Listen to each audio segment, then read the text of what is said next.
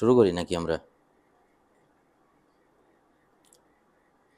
আসসালামু আলাইকুম প্রিয় শিক্ষার্থী বন্ধুরা, আশা করি তোমরা ভালো আছো।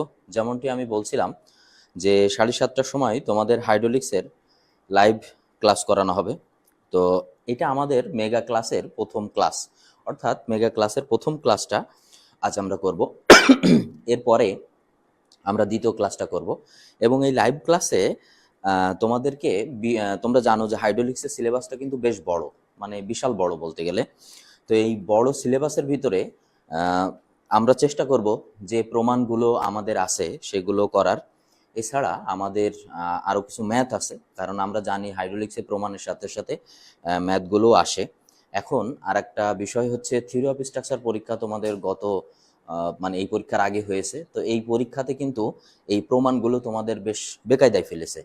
তো আমি চেষ্টা করব যে হাইড্রোলিক্সের, দেখো হাইড্রোলিক্সের সব প্রমাণগুলো যদি করানো লাগে তাহলে এরকম মেগা ক্লাস আরও 5টা লাগবে।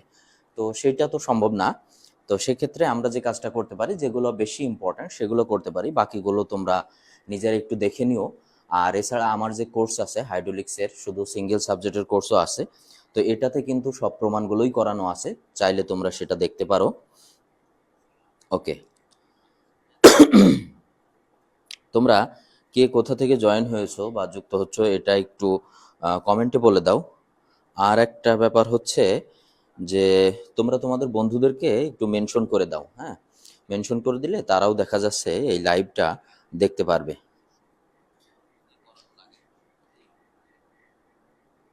আচ্ছা, আমরা শুরু করব এখনই। দেখো, শুরু করার আগে তোমরা হয়তো জানো যে অলরেডি কিন্তু আমাদের 6 সেমিস্টারের লাইভ ব্যাচে ভর্তি চলছে। অনেকে ভর্তি হয়ে গিয়েছে, তাই তোমরা আর দেরি না করে তোমরাও ভর্তি হয়ে যাও। ইতিমধ্যে তোমরা আমার থিওরি অফ স্ট্রাকচার, তারপরে হচ্ছে ফাউন্ডেশন ইঞ্জিনিয়ারিং, এরপর সার্ভেইং 3 এই ক্লাসগুলো কিন্তু দেখেছো এবং দেখছো যে সেখান থেকে কতটুকু কমন এসেছে। হ্যাঁ, তো তারই আলোকে আমি আজ হাইড্রোলিক্স লাইভ ক্লাসটা করাবো। তোমরা যারা লাইভ ক্লাস করবা এবং পরবর্তীতে এই ভিডিওটা দেখবা, আশা করি তোমরা এখান থেকে এক্সামে বেশ ভালো একটা পাবা। আর একটা কথা হচ্ছে যে তোমরা যে সাজেশনের কথাটা বলছিলা, সাজেশন পেতে হলে তুমি এই ভিডিওর কমেন্ট বক্সে হাইড্রোলিক্স লিখে কমেন্ট করো, তাহলে দেখবা যে সাজেশনটা তোমার কাছে অটোমেটিক চলে যাবে। ঠিক আছে? ওকে।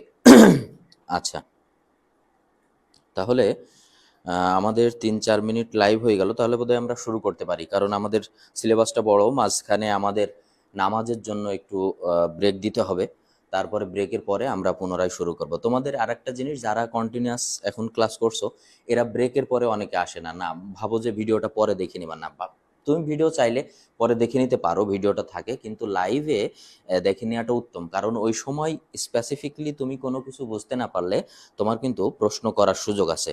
ঠিক আছে, তাহলে কে কোথা থেকে জয়েন হয়েছো একটু কমেন্ট করে দাও। আর আমাদের এই মেগা ক্লাসে তোমরা কিন্তু এর ভিডিওর কমেন্ট বক্সে, আমি আবারও বলছি, হাইড্রোলিক্স লিখে কমেন্ট করলে তোমার ইনবক্সে এই সাজেশনটা পৌঁছে যাবে। এবং তোমরা হাইড্রোলিক্স সাজেশনে একটা জিনিস দেখবা যে আমি সংক্ষিপ্ত এবং রচনামূলক প্রশ্নগুলো আলাদা করেছি, কারণ হাইড্রোলিক্সের সিলেবাস কিন্তু অন্যান্য সিলেবাসের চেয়ে বড়, অর্থাৎ সবচেয়ে বড়। দেখো, তোমাদের অনেক রিলেটেড সাবজেক্ট আছে, কনস্ট্রাকশন প্রসেস 1 আছে, 2 আছে, 3 আছে। হ্যাঁ, তারপরে হচ্ছে এস্টিমেট 1-2 আছে, তারপরে জিওটেকনিক্যাল একটা আছে, বাট ফাউন্ডেশন ইঞ্জিনিয়ারিং কিছুটা হলেও জিওটেকনিক্যালের কথা বলে। তো সেক্ষেত্রে হাইড্রোলিক্সে কিন্তু তোমাদের আর কোনো অপশন নাই, অর্থাৎ একটাই সাবজেক্ট। আর একটা সাবজেক্ট ডিপ্লোমাতে যে সমস্ত আহ, মানে সাবজেক্ট হয় সেগুলোতে তোমার অনেক বেশি থাকে, অর্থাৎ সিলেবাসটা অনেক বড় থাকে। তাহলে আমরা শুরু করি আল্লাহর নাম নিয়ে। আচ্ছা, প্রথম যেটা তোমরা দেখতে পাচ্ছ যে আমরা একটা প্রমাণ কিন্তু তোমরা এখানে দেখতে পাচ্ছ।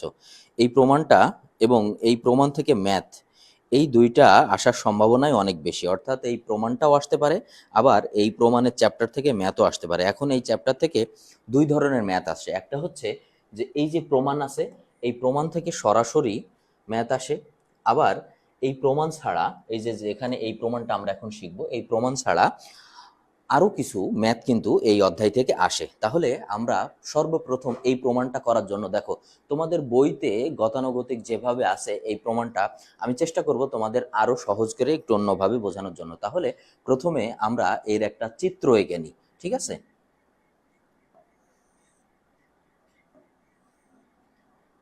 ওকে,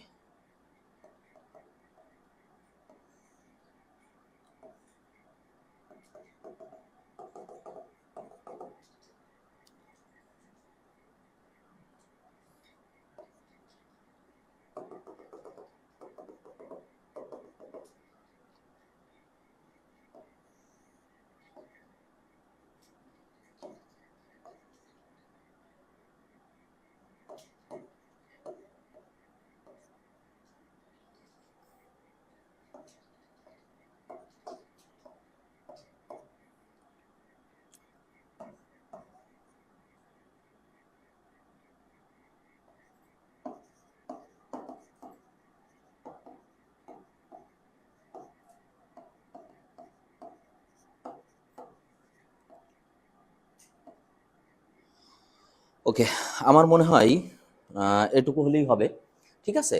দেখো, তোমরা ভালো করে খেয়াল করো, প্রথমে কি লেখা আছে, কৌশিকতা কি। তাহলে আমরা প্রথমে বুঝবো কৌশিকতা জিনিসটা কি। কোনো একটা তরল পাত্রে, ধরো এখানে একটা তরল পাত্র আছে, তো কোনো তরল একটা পাত্রে যদি তুমি একটা নল ওই পাত্রের ভিতরে ডুবিয়ে দাও, ধরো তোমার হাতে ছোটবেলায় যখন আমরা খেলা খেলতাম না, ওই যে তোমার পাটকাঠি দিয়ে ওই পানির ভিতরে দিয়ে আমাকে ফু দিয়ে আমরা খেলা খেলতাম, তোমরা খেলছো কি আমি জানি না। দেখো, তো এই ছোট্ট নলটা তুমি যখন কোনো একটা পানির ভিতরে দিবা, তখন কৌশিকতার কারণে ওই নলের পানিটা কি হবে, সারফেস টেনশনের জন্য উপরে উঠে আসবে। এখন নল যত চিকন, পানির উপরে ওঠার প্রবণতা তত বেশি হবে। এটাকে কি বলে জানো? এটাকে বলে হচ্ছে কৌশিকতা। তাহলে আমরা এর সংজ্ঞাটা কিভাবে বলতে পারি? সংজ্ঞাটা বলতে পারি যে কোনো একটা নলকে পানিতে ডোবালে নলের যে ধর্মের কারণে পানিটা উপরে উঠে আসে। দেখো এই যে নল, মনে করো যে দেখো এই লেভেল পর্যন্ত কিন্তু পানি আছে, এই লেভেল পর্যন্ত কি আছে, পানি আছে। তো এই যে ডি ব্যাসের একটা নল আমরা এই পানির ভিতরে দিয়ে দিয়েছি, তো পানির ভিতর দিয়ে দেওয়ার ফলে দেখো এখানে একটা আপওয়ার্ড ফোর্স আছে, তো এই আপওয়ার্ড ফোর্স পানিকে উপরের দিকে ধাক্কা দিয়েছে, ধাক্কা দেওয়ার ফলে কি হয়েছে, পানি ওই নলের ভিতরে উপরে উঠে গিয়েছে। আচ্ছা, উঠে যাওয়ার পরে দেখো এই যে এই বরাবর একটা কোণ উৎপন্ন হয়েছে, সেই কোণটাকে আমরা কি বলছি, আলফা। আচ্ছা, ঠিক আছে, ওকে। এখন তাহলে আমরা প্রথমে আমরা দেখি যে এই সূত্রটা এটা আমরা সহজভাবে কিভাবে করতে পারি। তো প্রথমে দেখো, প্রথমেই যখন মনে করো যে কোনো একটা পাত্র, আমি একটু রাফ চিত্র আঁকাই। দেখো এরকম একটা পাত্র মনে করো, যে এই পাত্রটা কি আছে বলো তো, এরকম ভাবে পানিপূর্ণ আছে। এখন এই পাত্রের ভিতরে আমি নল দিয়ে দিলাম, একটা সরু নল, হ্যাঁ সরু নল মানে হচ্ছে চিকন নল। নল দিয়ে দিলে কি হবে, যে এই পাত্রের যে পানি সে কি এরকম উপরে উঠে যাবে, এরকম কি উঠে যাবে, উপরে উঠে যাবে ওই নলের ভিতর থেকে। তাহলে উপরে যখন উঠবে তখন এর উপরে কি ফোর্স কাজ করবে, আপওয়ার্ড ফোর্স কাজ করবে। এখন দেখো আপওয়ার্ড ফোর্সের ফলে কি হবে সেটা আমরা একটু দেখি। তাহলে আমরা যখন লিখব তখন এটা 1 নাম্বার দিতে পারি, ঠিক আছে?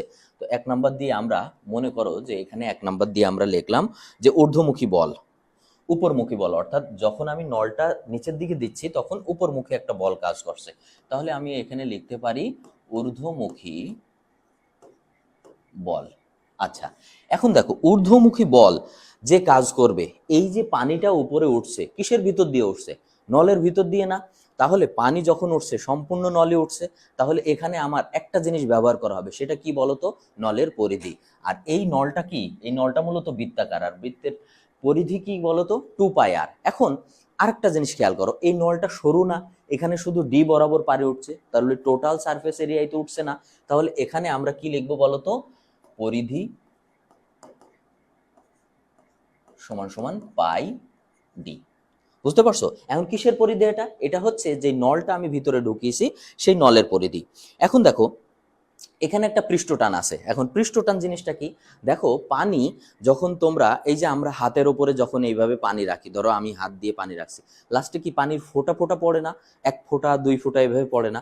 তার মানে সরাসরি কি পানি পড়ে আমাদের হাত ক্লিয়ার হয়ে যায় বা কোনো একটা পাত্র ক্লিয়ার হয়ে যায়, যায় না, ফোঁটা ফোঁটা পড়ে। এই যে ফোঁটা ফোঁটা পড়ে তখন কি হয়, পানির যে নিজের মানে অণুগুলো আছে তারা পরস্পরের সাথে একটা আকর্ষণ বলে থাকে, এই জন্য যে সারফেসে থাকে সেটার জন্য আস্তে আস্তে, এই যে দেখো এরকম ভাবে আস্তে আস্তে আস্তে আস্তে এইভাবে পড়তে থাকে। তো এই যে আস্তে আস্তে এইভাবে পড়তে থাকে সেটাকে বলে হচ্ছে পৃষ্ঠটান। ওকে, তাহলে পৃষ্ঠটানটা কি? পৃষ্ঠটান হচ্ছে আমাদের সিগমা।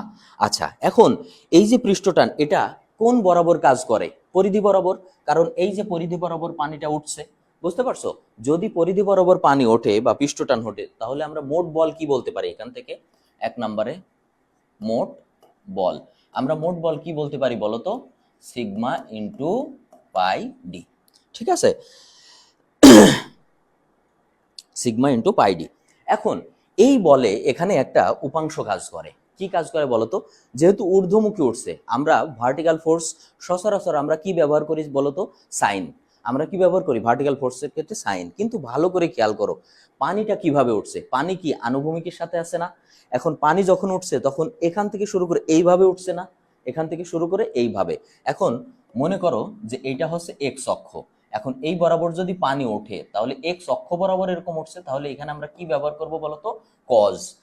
কি ব্যবহার করব? কজ। সাইন না, কিন্তু এই জায়গাটাই স্টুডেন্টরা ম্যাক্সিমাম ভুল করে। এখানে আমরা কি ব্যবহার করব? কজ। তাহলে এখানে আমাদের কোনটা কত? আলফা। তাহলে এখানে আমরা সহজে এই যে দেখো 1 নম্বরে আমরা কি বলতে পারি না যে আমাদের টোটাল উলম্ব উপাংশ বা এই বলের উপরে যে ফোর্স কাজ করছে তার উলম্ব উপাংশ, উলম্ব উপাংশ সেটা কি বলতো? এই যে পাই ডি সিগমা কজ আলফা। তাহলে কি হলো আমাদের? পাই ডি সিগমা কজ আলফা। এখন দেখো তোমাদের প্রশ্ন হইতে পারে স্যার আমরা লিখবো কিভাবে? তোমরা আমি যেভাবে লিখে দিচ্ছি না একদম সেম ভাবে লিখবা, একদম সেম। পরীক্ষার খাতায় হুবহু এটা লিখে দিবা সংক্ষেপে, কোনো সমস্যা নাই। সরি আমার কাশি হচ্ছে। এরপর দেখো 2 নাম্বার। এখন 2 নাম্বারে উপরে আমার যখন আমি নলটা ভিতরের দিকে দিচ্ছি তখন উপরে একটা ঊর্ধ্বমুখী বল কাজ করছে। এখন যখন উপরে ঊর্ধ্বমুখী বল কাজ করছে তখন একইভাবে পানির যে একটা ওয়েট আছে না, সেই ওয়েটটা কোন দিকে কাজ করবে? নিচের দিকে, ডাউনওয়ার্ড ফোর্স। তখন আমরা কি বলতে পারি বলতো? নিম্নমুখী বল। কি বলতে পারি? নিম্নমুখী বল। আচ্ছা, যদি নিম্নমুখী বল কাজ করি, এখন নিম্নমুখী বল যে কাজ করছে সেই বলটা কিসের ভিতর কাজ করছে? এই টোটাল পাত্রের ভিতরে, এই যে এইরকম একটা পাত্রের ভিতরে, নাকি শুধু নলের ভিতরে? নলের ভিতরে। আমাদের নলটা কি গোল না? তাহলে সেই নলের ক্ষেত্রফল কি বলতো? নলের ক্ষেত্রফল আমরা এখানে লিখতে পারি নিম্নমুখী বলে। আচ্ছা,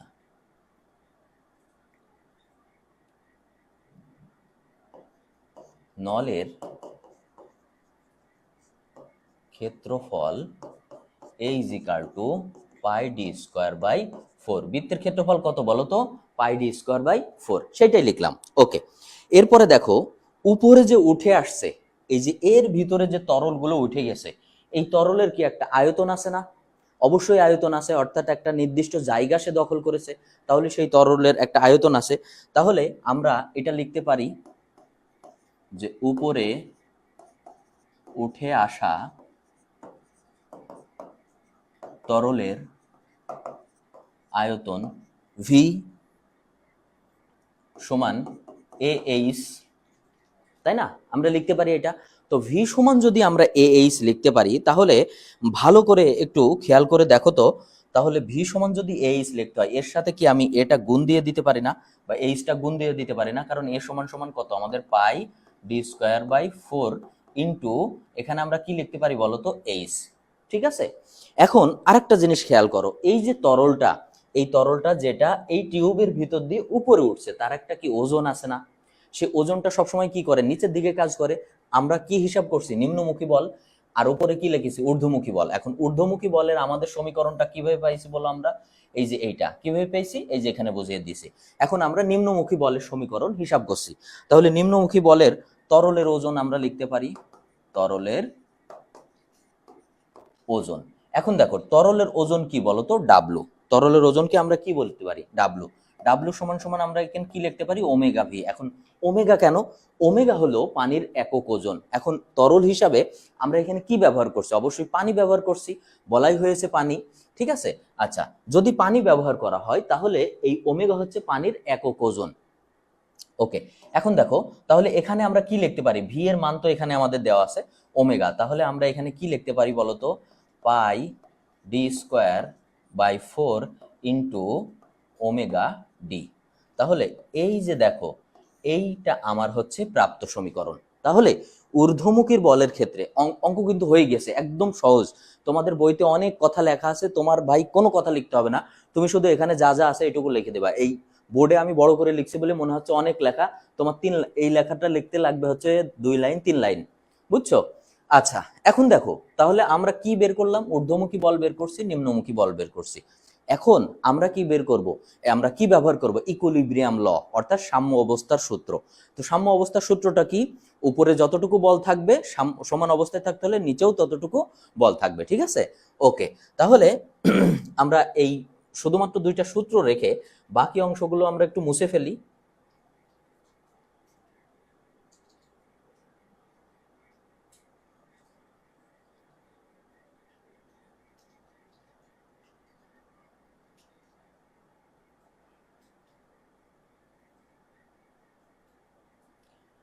দেখো আমরা কি পেয়েছি, এইটা কি আমাদের উপরের এটা ঊর্ধ্বমুখী বল। তাহলে মনে করো যে আমরা এই দুইটা এখানে একটু পাশে লিখে রাখি আমাদের পরেরটা সুন্দর করে বোঝানোর জন্য। এক নাম্বার কি, pi d sigma cos alpha, আর দুই নাম্বারটা আমাদের কি বলতো, দুই নাম্বারটা হচ্ছে pi D square by 4 into omega d. এই তো, এই দুইটাই হচ্ছে আমাদের প্রাপ্ত সমীকরণ। এখন আমরা এখানে কি বলতে পারি বলতো, সাম্য অবস্থার সূত্র প্রয়োগ করে, অথবা সাম্য অবস্থার ক্ষেত্রে, অথবা ইকুইলিব্রিয়াম ল ব্যবহার করে, তোমার যা মনে চায় তাই লেখো, ঠিক আছে? এখানে দেখো আমরা লিখতে পারি হচ্ছে সাম্য অবস্থার ক্ষেত্রে। তো সাম্য অবস্থার ক্ষেত্রে কি হয় বলতো, ঊর্ধ্বমুখী বল সমান সমান নিম্নমুখী বল, ঊর্ধ্বমুখী বল সমান সমান নিম্নমুখী বল। এখন আমাদের ঊর্ধ্বমুখী বল কোনটা বলতো, এইটা। তাহলে এখানে আমরা লিখবো পাই, তারপরে হচ্ছে ডি সিগমা কজ আলফা সমান সমান আমাদের কি আছে বলতো, পাই ডি স্কোয়ার। এখন দেখো এই ওমেগা ডি কি উপরে আছে না, into omega D divided by আমরা এখানে লিখলাম হচ্ছে 4, ঠিক আছে? আচ্ছা, তাহলে আমাদের ইকুইলিব্রিয়াম ল অনুসারে কি, ঊর্ধ্বমুখী বল সমান সমান নিম্নমুখী বল, দুইটা সমীকরণ আমরা লিখে ফেললাম। এখন ভালো করে খেয়াল করো তো, এই 4 এই পাশে কি ভাগ অবস্থায় আছে, তাহলে সমীকরণে যদি আসে তাহলে এই পাশে কি গুণ অবস্থায় আসবে। তাহলে এখানে কি আমরা এটা লিখতে পারি যে 4 তারপরে পাই ডি সিগমা কজ আলফা সমান সমান পাই ডি স্কোয়ার ওমেগা ডি, অবশ্যই এটা লিখতে পারি। এখন দেখো একই সমীকরণ, অর্থাৎ দুইটা সমীকরণের একই ওয়ার্ড যদি দুই পাশে থাকে, আর আমরা সেটাকে অনায়াসে কেটে দিতে পারি, তাহলে এই পাশে আমাদের কি আছে বলতো, এই পাশে আমাদের আছে হচ্ছে ডি। দেখো এই ডিটা কাটলাম আমরা, ঠিক আছে? এই ডির সাথে কেটে দিলাম আমরা দুই পাশে, ঠিক আছে? যদি আমরা দুই পাশে কেটে দিই omega d square H, omega d square, ওহো দুঃখিত, আমি এখানে এটা এইচ হবে, হ্যাঁ এটা ডি না, এটা এইচ, হ্যাঁ আমরা একটু ছোট্ট করে মুছে ফেলি, এটা হলো এইচ, ঠিক আছে? তাহলে আমাদের এটা ডি হবে না, এটা হবে হলো এইচ,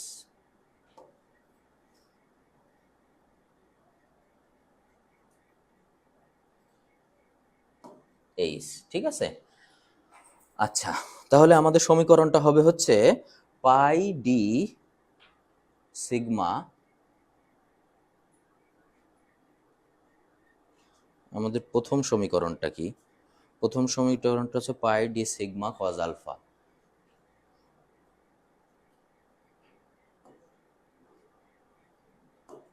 পাই ডি সিগমা কজ আলফা, ওকে। এরপরে আমাদের এই যে ওমেগা ডি না, এইটা হবে ওমেগা এইচ, দুঃখিত আমার এখানে একটু ভুল হয়েছিল, এটা হবে এইচ, ঠিক আছে? তাহলে আমরা এখানে এই ওমেগার পাশে কি লিখবো বলতো, এইচ, এইচ, ঠিক আছে? তাহলে এখানে কি হবে আমাদের এইচ, ওকে। এখন দেখো তাই যদি হয়, এখন আমরা এখানে আমাদের কি আছে, এখানে আমাদের পাই, তাহলে অবশ্যই এইচ না, এখানে ডি হবে,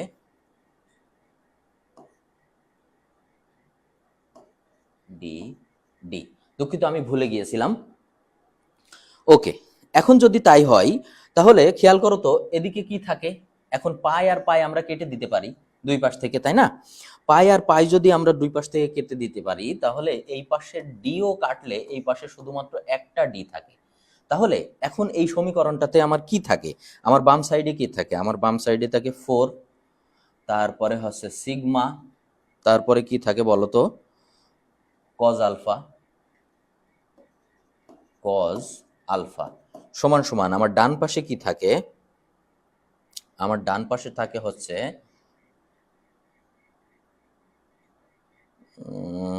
4, okay, 4 d sigma cos alpha by omega d square H.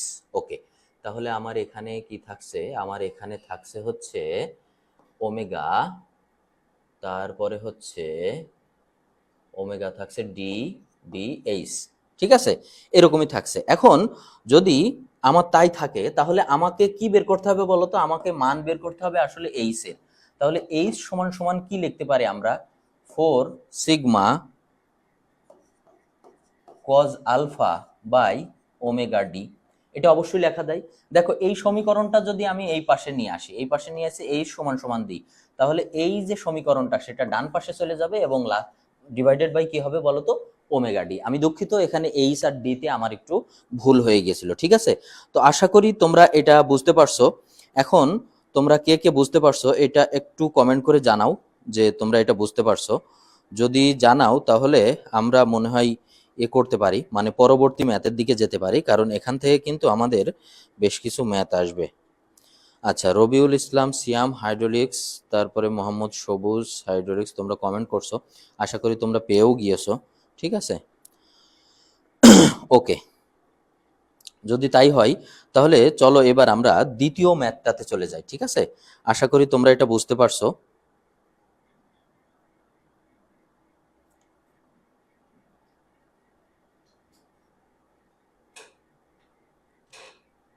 এখন দেখো, প্রথম অধ্যায় থেকে যেমনটি আমি তোমাদের বলছিলাম যে প্রথম অধ্যায় থেকে দুই ধরনের ম্যাথ আসতে পারে। একটা হলো যে তোমাদের যে সূত্রটা আমি প্রমাণ করলাম এই সূত্র থেকে একটা ম্যাথ আসতে পারে, আবার আরেকটা আসতে পারে যে এই যে হাইড্রোলিক প্রেসের ম্যাথ। তো হাইড্রোলিক প্রেসের ম্যাথটা তোমরা যদি বোর্ড খেয়াল করো দেখবা প্রায় আসে। তো হাইড্রোলিক প্রেসের বিভিন্ন মানে একটা ম্যাথের একটা নিয়মে তো অনেকগুলো আসতে পারে। যেমন এখানে, আচ্ছা এটা ব্যাস হবে না, এটা হবে বল, ঠিক আছে? এখন অনেক রকম আসতে পারে।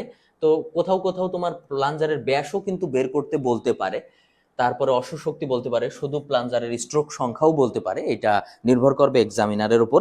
তবে আমি তিনটা দেওয়ার কারণ হচ্ছে যে এই তিনটার বাইরে খুব একটা আসে না। তাহলে যদি আমরা তিনটাই শিখতে পারি তাহলে আমাদের পক্ষে সুবিধা হবে। তাহলে প্রথমে আমরা অঙ্কটা একটু পড়ে নিই। বলছে একটি হাইড্রোলিক প্রেসের র্যাম ও প্লাঞ্জারের ব্যাস যথাক্রমে 20 সেন্টিমিটার এবং 4 সেন্টিমিটার। তারপরে হচ্ছে প্রেসটি 92 মিনিটে 2020 কেজি ওজনে 1.7 মিটার উচ্চতায় উঠাতে সক্ষম হয়। তাহলে প্লাঞ্জারের স্ট্রোক 32 হলে নির্ণয় করতে আমাদের প্লাঞ্জারের বল। এখন আমাদের এই ম্যাথ করার ক্ষেত্রে সূত্রটা জানা খুবই গুরুত্বপূর্ণ। সূত্র জানা কি খুবই গুরুত্বপূর্ণ। তাহলে আমরা দেখি যে এখানে আমাদের প্রথমে কি দেওয়া আছে। তাহলে ক নাম্বারে আমরা কি বের করব বলতো? ক নাম্বারের ক্ষেত্রে আমরা বের করব হচ্ছে প্লাঞ্জারের বল। তো প্লাঞ্জারের বল বের করার সূত্র কি জানো? প্লাঞ্জারের বল বের করার সূত্র F =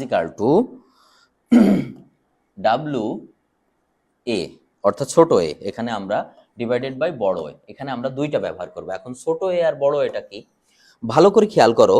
আমাদের এখানে কি আছে? কিছু তথ্য দেওয়া আছে না? তাহলে আমরা এখানে লিখতে পারি যে গিভেন।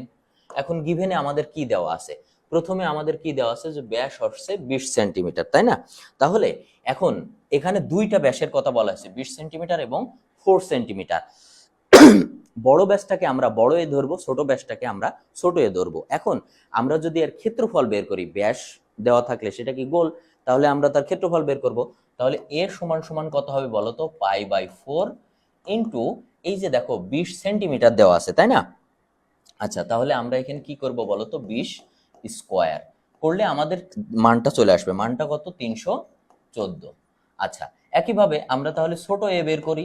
তো ছোট এ বের করার জন্য আমাদের কি করতে হবে, দেখো ছোট এ কত আছে 4, তাহলে আমরা এখানে দেব π/4 ইন্টু 4 স্কোয়ার। এটা করলে আমাদের যে রেজাল্ট আসবে সেটা হচ্ছে 12.56 বর্গ সেন্টিমিটার। ঠিক আছে, আচ্ছা এখন আমাদের এখানে আর কি লাগছে বলো তো, ডাব্লু। এখন ভালো করে খেয়াল করো তো, এখানে প্লাঞ্জারের ওজনের কথা কত বলা আছে, এই যে দেখো 2020 কেজি। তাহলে আমাদের ডাব্লু ইজিক্যাল টু কি বলো তো, 2020 কেজি।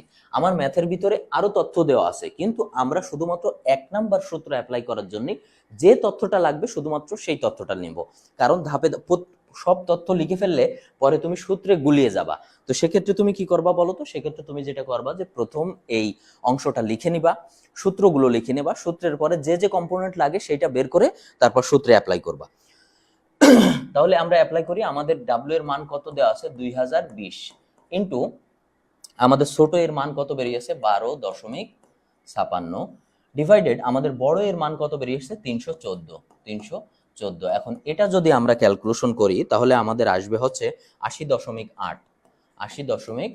এখন এককটা কি হবে, এখানে কি আছে বলতো, বল, তাহলে অবশ্যই একক হবে কিসে বলতো, কেজিতে, কারণ এখানে আমাদের কি বলা আছে, এই যে দেখো কেজি বলা আছে।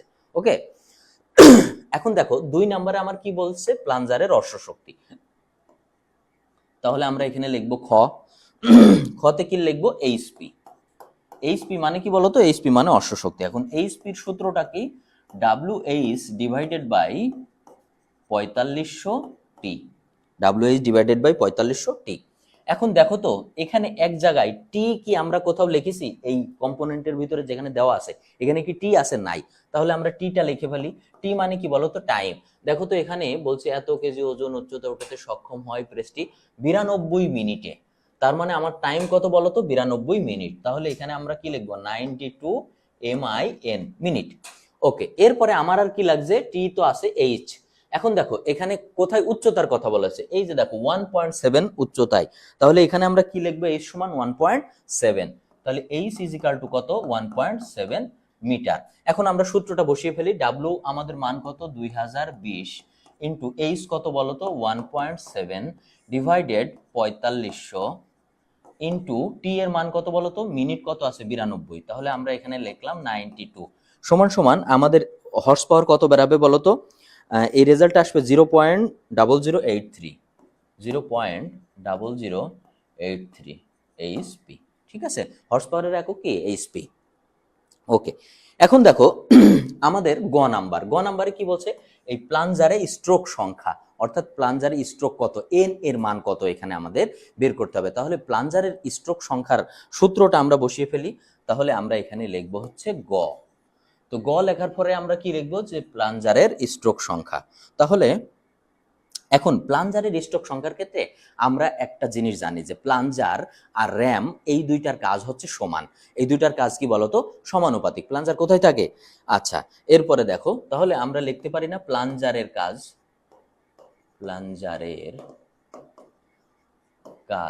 সমান সমান কি লিখতে পারি বলতো, র্যামের কাজ। ওকে, তাহলে প্লাঞ্জারের কাজ হচ্ছে PLN আর র্যামের কাজ কি বলতো, WH। এখন দেখো তো এখান থেকে আমার বের করতে হবে কাকে, এখান থেকে আমার বের করতে হবে কি, N বের করতে হবে, N। এখন দেখো তো PL এইগুলোর মান কি আমরা জানি বা লিখেছি, আমি এখনো লিখিনি, তাহলে চলো আমরা একটু লিখে নিই। তাহলে P সমান সমান কত, ভালো করে খেয়াল করো, P সমান সমান আমার এর ভিতরে কোথাও দেওয়া আছে, দেওয়া নাই, কিন্তু দেখো এখানে F আমরা কত বের করেছি 80.8, এই Fটাই আসলে কি বলতো, P। তাহলে সেটা কত হবে বলতো, 80.8 কত কেজি। ওকে, এরপরে দেখো এল। এখন এল আমার এখানে কোথাও দেওয়া আছে, দেখো তো এই যে দেখো প্লাঞ্জারের স্ট্রোক কত আছে 32 সেন্টিমিটার, তাহলে এল এর মানটা হবে হচ্ছে 32। ঠিক আছে, এখন দেখো ওমেগা আমরা জানি, এইচ আমরা জানি, তাহলে এখানে এন ইজিক্যাল টু কি লেখা যায় বলতো, WH বাই PL লেখা যায় না, এই যে এই পাশের সমীকরণ ওই পাশে গেলে ভাগ হয়। তাহলে আমার ডাব্লু কত আছে বলতো, ডাব্লু আছে হচ্ছে আমার 2020। ওকে, ইন্টু এইচ কত আছে আমার 1.7। এখন ভালো করে খেয়াল করো, এই যে 1.7 এই বেটা কিসে আছে, মিটারে আছে না, এই যে দেখো আমরা এখানে কি লিখছি 1.7, এই যে দেখো 1.7 মিটারে আছে। তাহলে আমাদের হিসাব কিসে? সেন্টিমিটারে। তাহলে এটাকে আমার সেন্টিমিটার বানাতে হবে, তাহলে আমি গুণ দিলাম কত দিয়ে? 100 দিয়ে, হয়ে গেল সেন্টিমিটার ডিভাইডেড বাই, এখন দেখো পি, পি কি? আমরা এই যে প্রথমে যে বলটা বের করছি এখান থেকে সেটা কত? 80.8, 80.8 ইন্টু আমাদের এল কত বলো তো? এই যে দেখো এল হচ্ছে 32। তাহলে আমরা যদি টোটাল হিসাব করি তাহলে আমাদের অ্যান্সার আসবে হচ্ছে n ইজিক্যাল টু 132.81। এখন এন যে আমাদের বের করতে বলেছে হচ্ছে স্ট্রোক সংখ্যা, তো স্ট্রোক সংখ্যা কি ভগ্নাংশ হয়? হয় না। তাহলে আমরা কি লিখবো? একটা পূর্ণ সংখ্যা লিখবো। তাহলে এটা 132.81, আমরা কত লিখবো? 133। তাহলে আমাদের অ্যান্সার কি বলতো? এই 133। তাহলে আমাদের 133 একটা অ্যান্সার, তারপরে এইটা একটা অ্যান্সার এবং এইটা একটা অ্যান্সার, তিনটা অ্যান্সার বের হয়ে গিয়েছে। তাহলে প্রথম অধ্যায় থেকে আমাদের কি কি আসতে পারে আমি একটু বলে দিই। সেটা হচ্ছে একটা আসতে পারে যে প্রমাণটা আমি প্রথমেই তোমাদের করিয়েছি, সেই প্রমাণটা আসতে পারে, 1 নাম্বার। 2 নাম্বার হলো তোমাদের ওই প্রমাণ সংক্রান্ত ম্যাথ আসতে পারে, যেটা আমি করাইনি কারণ সময় স্বল্পতা। আর 3 নাম্বার হচ্ছে এই ধরনের ম্যাথটা আসতে পারে। তাহলে প্রথম অধ্যায় আমাদের ক্লিয়ার। এখন দ্বিতীয় অধ্যায় আমাদের কি আছে? ম্যানোমিটার। তো ম্যানোমিটার থেকে খুব বেশি ম্যাথ কিন্তু আসে না, ঠিক আছে? তাই আমি ম্যানোমিটার থেকে তোমাদের কোনো ম্যাথ করাবো না, সরাসরি আমরা চলে যাব তৃতীয় অধ্যায়ের একটা ম্যাথে, ঠিক আছে? তার আগে আমি তোমাদের 1 মিনিট রেস্ট দিয়ে আমি একটু পানি খেয়ে নিই। তোমরাও কে কোথা থেকে জয়েন হয়েছো এটা বলে দাও। তোমরা কমেন্ট করছো নাকি? দেখি আমি কমেন্টগুলো। আচ্ছা, একজন লিখেছে সৌরভ হাসান, বুঝতে পেরেছি জি স্যার। শামসাল দিন, লাভ রিয়াক্ট, আশা করি তুমি বুঝতে পারছো। ওকে। আচ্ছা, যারা যুক্ত হয়েছো তারা কিন্তু এই কমেন্ট বক্সে হাইড্রোলিক্স টাইপ করে তুমি হচ্ছে এগুলো নিয়ে নিতে পারো, সাজেশনগুলো।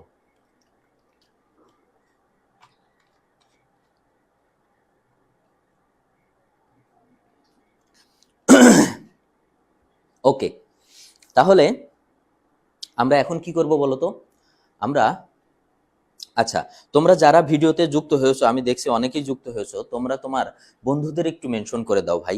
দেখো লাইভের সময় লাইভটা তোমরা তো পরে দেখবা আমি জানি, কিন্তু লাইভের সময় লাইভটা দেখা কি ভালো না? তো তুমি তো এখন বসেই আছো, হয়তো মোবাইল টিপতেছো, ফেসবুক চালাইতেছো, তো সেই মুহূর্তটা কাজে লাগাও।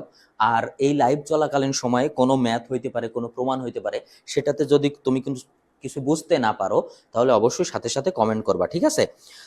আমি কমেন্টগুলো কিন্তু দেখছি। আরেকটা জিনিস, এরপরে আমি যে প্রমাণটা করাবো সেটা যেমনটি আমি তোমাদেরকে বলি, আমি তো সবসময় বলি না যে 100%-ই আসবে, সেটা আসার সম্ভাবনা অনেক বেশি। কারণ এরপরে যে প্রমাণটা করাবো তৃতীয় অধ্যায়ের, এই প্রমাণটা অনেক বোর্ডেও এসেছে এবং প্রশ্নের প্যাটার্ন যদি থিওরি অফ স্ট্রাকচারের মতো না হয়, যে সচরাচর যে প্রশ্নগুলো দেয় সেগুলো না দেয়, এত কঠিন না করে, তাহলে কিন্তু তোমরা এই পরের প্রশ্নটা মোটামুটি পাবা বলা যায়। 100% না, কিন্তু পাবা। ওকে, তাহলে আমি এটা মুছে দিই।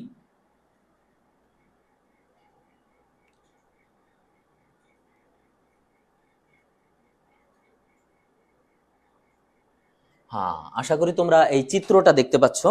দেখো এই চিত্রটার ক্ষেত্রে আমাদের কিছু কথা আছে। কিছু কথা কি, এই চিত্রটা প্রমাণ করার আগে আমি তোমাদের কিছু কথা বলি। তোমরা প্রথমে আমার একটা চিত্রের প্রমাণ দেখেছো, এরপরে এই চিত্রটার একটা, এই প্রমাণটা একটা দেখবা, তারপরে হচ্ছে বার্নৌলিন দেখবা। তো এইগুলো কিন্তু গতানুগতিক বইয়ের নিয়মে আমি করাই না। বইয়ের নিয়মে না করে আমি কি করে, একটু সহজভাবে তোমরা যেন বোঝো, মূল কনসেপ্টটা বোঝানোর চেষ্টা করি। তাহলে এখানে প্রথমে আমাদের এই প্রশ্নটা বুঝতে হবে। বলছে খাড়াভাবে ডুবানো, তার মানে খাড়াভাবে ডুবানো কোনো একটা সারফেস। ধরো আমরা কোনো কিছু, সরি আজ আমার অনেক কাশি হচ্ছে, কোনো কিছু যদি পানিতে সম্পূর্ণরূপে ডুবে থাকে সেটাকে আমরা কি বলি জানো? সাবমার্জড। কি বলি বলো তো? সাবমার্জড, অর্থাৎ সম্পূর্ণরূপে সে পানিতে নিমজ্জিত। এখন এখানে বলছে খাড়াভাবে ডুবানো তলের। এখন খাড়াভাবে ডুবানো তার মানে এই যে দেখো তরল আছে, ঠিক আছে, এটা হচ্ছে তরলের লেভেল। লেভেল মানে কি? উপরের লেভেল। এই নিচে কোনো কিছু ডুবানো আছে। তো বলছে মোট চাপ P is equal two omega a x বার। এখন এই পিটা কিন্তু আমরা শুধুমাত্র চাপ পি দিয়ে প্রকাশ করে না, রো দিয়েও প্রকাশ করে, অনেকে রো লেখে, অনেকে পি লেখে, অক্ষরগুলোতে কোনো সমস্যা নাই। আচ্ছা, নির্ণয় সূত্রটি প্রতিপাদন করো, সংকেতগুলো প্রচলিত অর্থ বহন করে। তোমরা ম্যাক্সিমাম প্রশ্নের শেষে একটা কথা দেখবা যে সংকেতগুলো প্রচলিত অর্থ বহন করে। এখন এই সংকেতগুলোর প্রচলিত অর্থ বহন করে কি, তার মানে এখানে যে পি দিয়ে চাপই বোঝাবে, ওমেগা দিয়ে এটা হচ্ছে পানির যে একক ওজন আছে সেটাই বোঝাবে, এ দিয়ে ক্ষেত্রফলই বোঝাবে, এক্স বার দিয়ে ওই ভারকেন্দ্র পর্যন্ত দূরত্বই বোঝাবে। এইটার উদ্দেশ্য হচ্ছে যে সংকেতগুলো প্রচলিত অর্থ বহন করে। এখন কোনো প্রশ্নে যদি লেখা থাকে যে সংকেতগুলো প্রচলিত অর্থ বহন করে, এটা যদি লেখা থাকে সেক্ষেত্রে তুমি কিন্তু ওমেগাকে পানির ওজন ছাড়া অন্য কিছু ধরতে পারবা না, পানির একক ওজন ছাড়া অন্য কিছু ধরতে পারবা না। এখন যদি এইটা লেখা না থাকে, দেখবা কিছু কিছু প্রশ্নে লেখা থাকে, কিছু কিছু লেখা থাকে না, তো এইটাকে তুমি উচ্চতাও ধরতে পারো। তো তুমি মনে করো ধরে নিলে যদি এটা লেখা থাকে যে সংকেতগুলো প্রচলিত অর্থ বহন করে, এটা লেখা থাকলে তুমি ধরতে পারবে না। যদি লেখা না থাকে তুমি ধরে নিলে যে আমাদের উচ্চতা ওমেগা। ব্যাপারটা বুঝতে পারছো? তাহলে এই বিষয়টা তোমাদের যখন পরীক্ষায় আসবে তখন খুব ভালো করে খেয়াল করবা, ঠিক আছে? ওকে, তাহলে আমরা এই প্রশ্নটা চলে যাই। এই প্রশ্নটা আমরা সমাধান করব, একটু শর্টে করার চেষ্টা করব, কারণ এখানে আমি যেমনটি তোমাদের বলছি যে এটা আমার লাইভ ক্লাস। তো এই ক্লাসে তোমরা যখন দেখবা তখন কি করবা জানো, ভিডিওটা পুশ করবা, পুশ করে এটার একটা স্ক্রিনশট নিবা, নিয়ে খাতায় নোট আকারে তুলবা।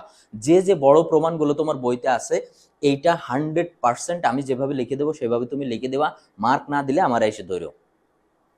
ওকে, এরপরে দেখো তাহলে আমাদের এই চিত্রটা আছে। এখন আমরা এই যে সমাধানটা, এই সমাধানটাকে আমরা দুইটা অংশে ভাগ করব। একটা হচ্ছে যে আমাদের কি কি কম্পোনেন্ট দেওয়া আছে। দেখো এখানে এক্সামিনার স্যার জানে কি কি দেওয়া আছে, কিন্তু তোমাকে অবশ্যই নোটেশন লিখতে হবে যে দেওয়া কি কি আছে। এখন দেওয়া আছের ক্ষেত্রে অনেক সময় তুমি লিখতে পারো যে ওমেগা সমান সমান এত, এ সমান সমান এত, এইটা লিখতে পারবা না প্রমাণের ক্ষেত্রে। কেন পারবা না জানো? অঙ্কের ক্ষেত্রে আমরা মনে করো যে আমার দেওয়া রয়েছে ক্ষেত্রফল 22 সেন্টিমিটার বা 22 বর্গ সেন্টিমিটার, তো আমি ক্ষেত্রফল শব্দটা না লিখে এ ইজ ইকাল টু 22 সেন্টিমিটার দিয়ে দিলাম, সেটা দেওয়া যাবে, কিন্তু এখানে দেওয়া যাবে না, কারণ এটা কিন্তু ভাই ম্যাথ না, এটা প্রমাণ। তাহলে এটার কোটেশন গুলো মার্ক পেতে হলে অবশ্যই তোমাকে লিখতে হবে। তাহলে এখানে আমরা এই যে ডান সাইডের অংশটুকু আমরা লিখে দিই লেখার জন্য, তো আমরা এখানে কি লিখতে পারি বলতো, যে মনে করি। ওকে, তো মনে করি এই যে ওমেগা, ওমেগা কি, তরলের আপেক্ষিক ওজন। এখন সংকেতগুলো প্রচলিত অর্থ বহন করে, তার মানে কি ওমেগাকে আমরা ওজন ওজন হিসাবে ধরেছি। ওকে, এরপরে দেখো এ, এ কি, এ সমান হচ্ছে তলের ক্ষেত্রফল, ঠিক আছে? এ সমান তলের ক্ষেত্রফল। এখন দেখো এই যে দেখো এখানে জি আছে না, কি আছে, জি আছে, জি সমান সমান আমরা লিখতে পারি তলের ভার কেন্দ্র। ওকে, এখন দেখো এখানে দেখো দেখি এক্স বার আছে না, এই যে দেখো, আচ্ছা এইটা হবে হচ্ছে এক্স বার, ঠিক আছে? যে এখানে একটু ইয়ে করে লেখা আছে, এইটা এইটা হবে এক্স বার, আমি তোমাদের দেখিয়ে দিলাম।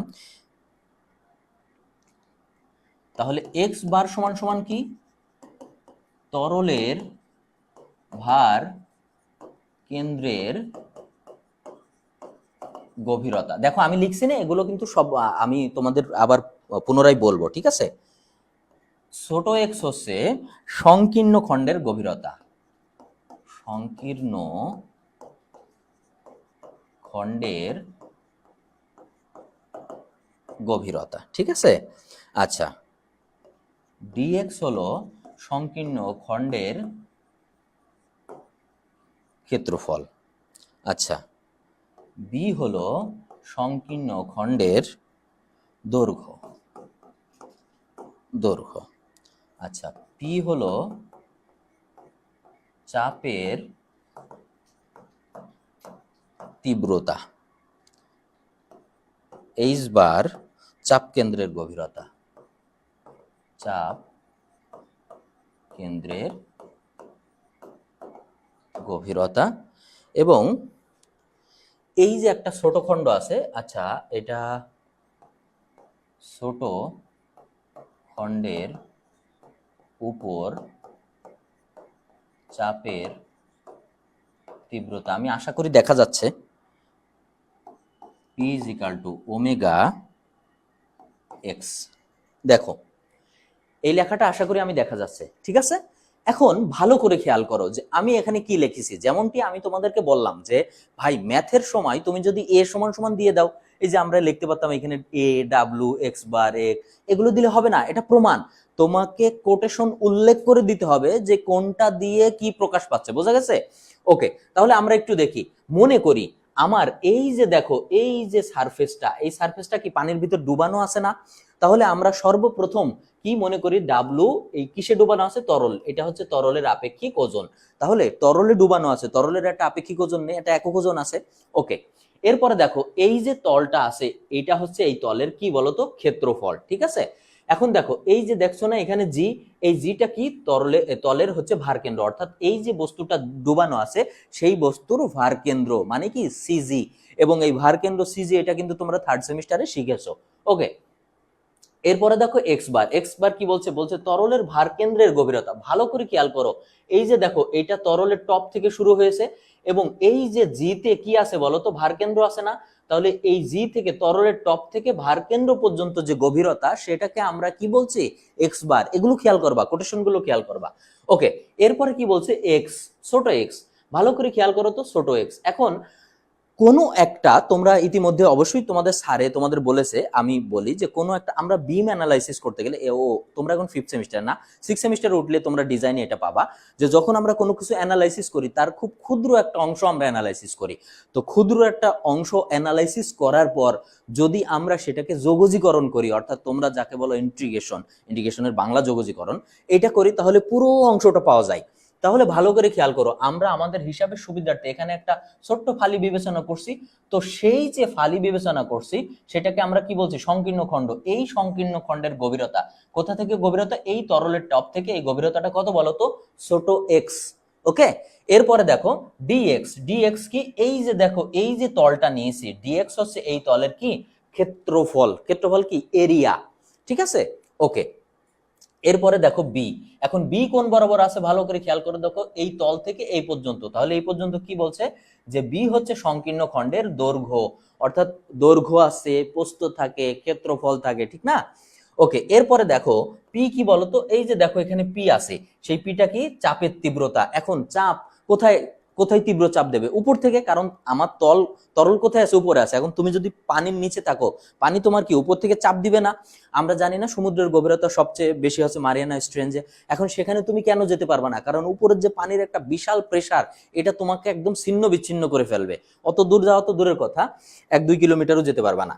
ওকে, এরপরে দেখো এইচ বার, এইচ বার কি, চাপ কেন্দ্রের গভীরতা। কি বলতো, এই যে এটা, এটা হচ্ছে চাপ কেন্দ্রের গভীরতা। এখন দেখো ভালো করে, এই পিতে কি চাপ আছে না? তাহলে এই সেন্টার পর্যন্ত গভীরতাকে আমরা কি বলছি, এইচ বার। ওকে, এরপরে দেখো যে এই ছোট খণ্ডের উপর চাপের তীব্রতা P is equal to omega x. এখন ছোট খণ্ড এই অংশের উপর যদি আমি চাপের তীব্রতা হিসাব করতে পারি, তাহলে টোটাল অংশের চাপের তীব্রতা বা চাপ কেন্দ্র বের করব। এখন খেয়াল করতে হবে আমাদের বের করতে বলছে কি, খেয়াল করো তো, যে সূত্রটি প্রতিপাদন করো। তাহলে P is equal to omega a x, আমাকে প্রমাণ করে দেখাতে হবে যে P is equal to omega a x bar. আলহামদুলিল্লাহ। ওকে, এখন আমরা তো এটা লিখে ফেলেছি, তাই না? এখন এই যে ছোট খণ্ড, এই যে ছোট খণ্ড যেটা আমরা লিখলাম যে ডিএক্স হচ্ছে ছোট খণ্ডের কি, আচ্ছা এটা ক্ষেত্রফল হবে না, এটা হবে পুরুত্ব। সরি, আমি এখানে ক্ষেত্রফল লিখে ফেলেছি, এটা হবে হচ্ছে পুরুত্ব। পুরুত্ব। ওকে, ভালো করে খেয়াল করো, এই ডিএক্স যদি ছোট খণ্ডের পুরুত্ব হয়, অর্থাৎ গভীরতা হয়, আর এইটা যদি বি হয়, তাহলে এর ক্ষেত্রফল কত, বিডিএক্স। তাহলে আমরা এখানে লিখতে পারি না, ছোট খণ্ডের ক্ষেত্রফল সমান সমান বিডিএক্স, অবশ্যই আমরা লিখতে পারি। এখন এই যে ছোট খণ্ডটা, ওই খণ্ডটার উপরে কি একটা প্রেসার আছে না, উপর থেকে, এই যে উপর থেকে যে ওয়াটার লেভেল আছে, সেই ওয়াটার কি এই খণ্ডের উপর অবশ্যই প্রেসার দিচ্ছে।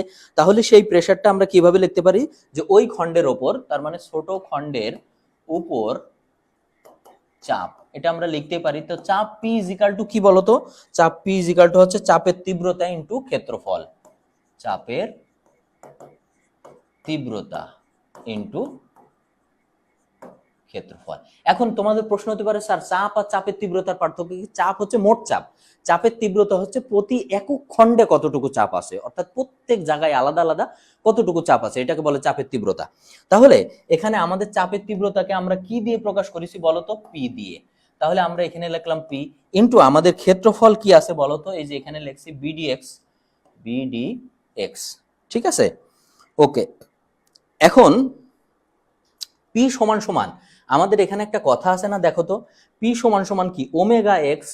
তাহলে পি সমান সমান যদি ওমেগা এক্স হয় তাহলে আমরা এখানে লিখতে পারি না ওমেগা এক্স বিডি এক্স, অর্থাৎ এই পি মানে হচ্ছে ওমেগা এক্স আর এই যে বিডি এক্স, এই যে বিডি এক্স, এটুকু আমরা নির্দ্বিধায় লিখতে পারি।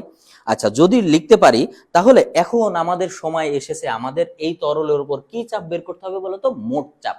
কি বের করতে হবে, মোট চাপ। তাহলে আমরা কি লিখবো, যে তরলের উপরে মোট চাপ,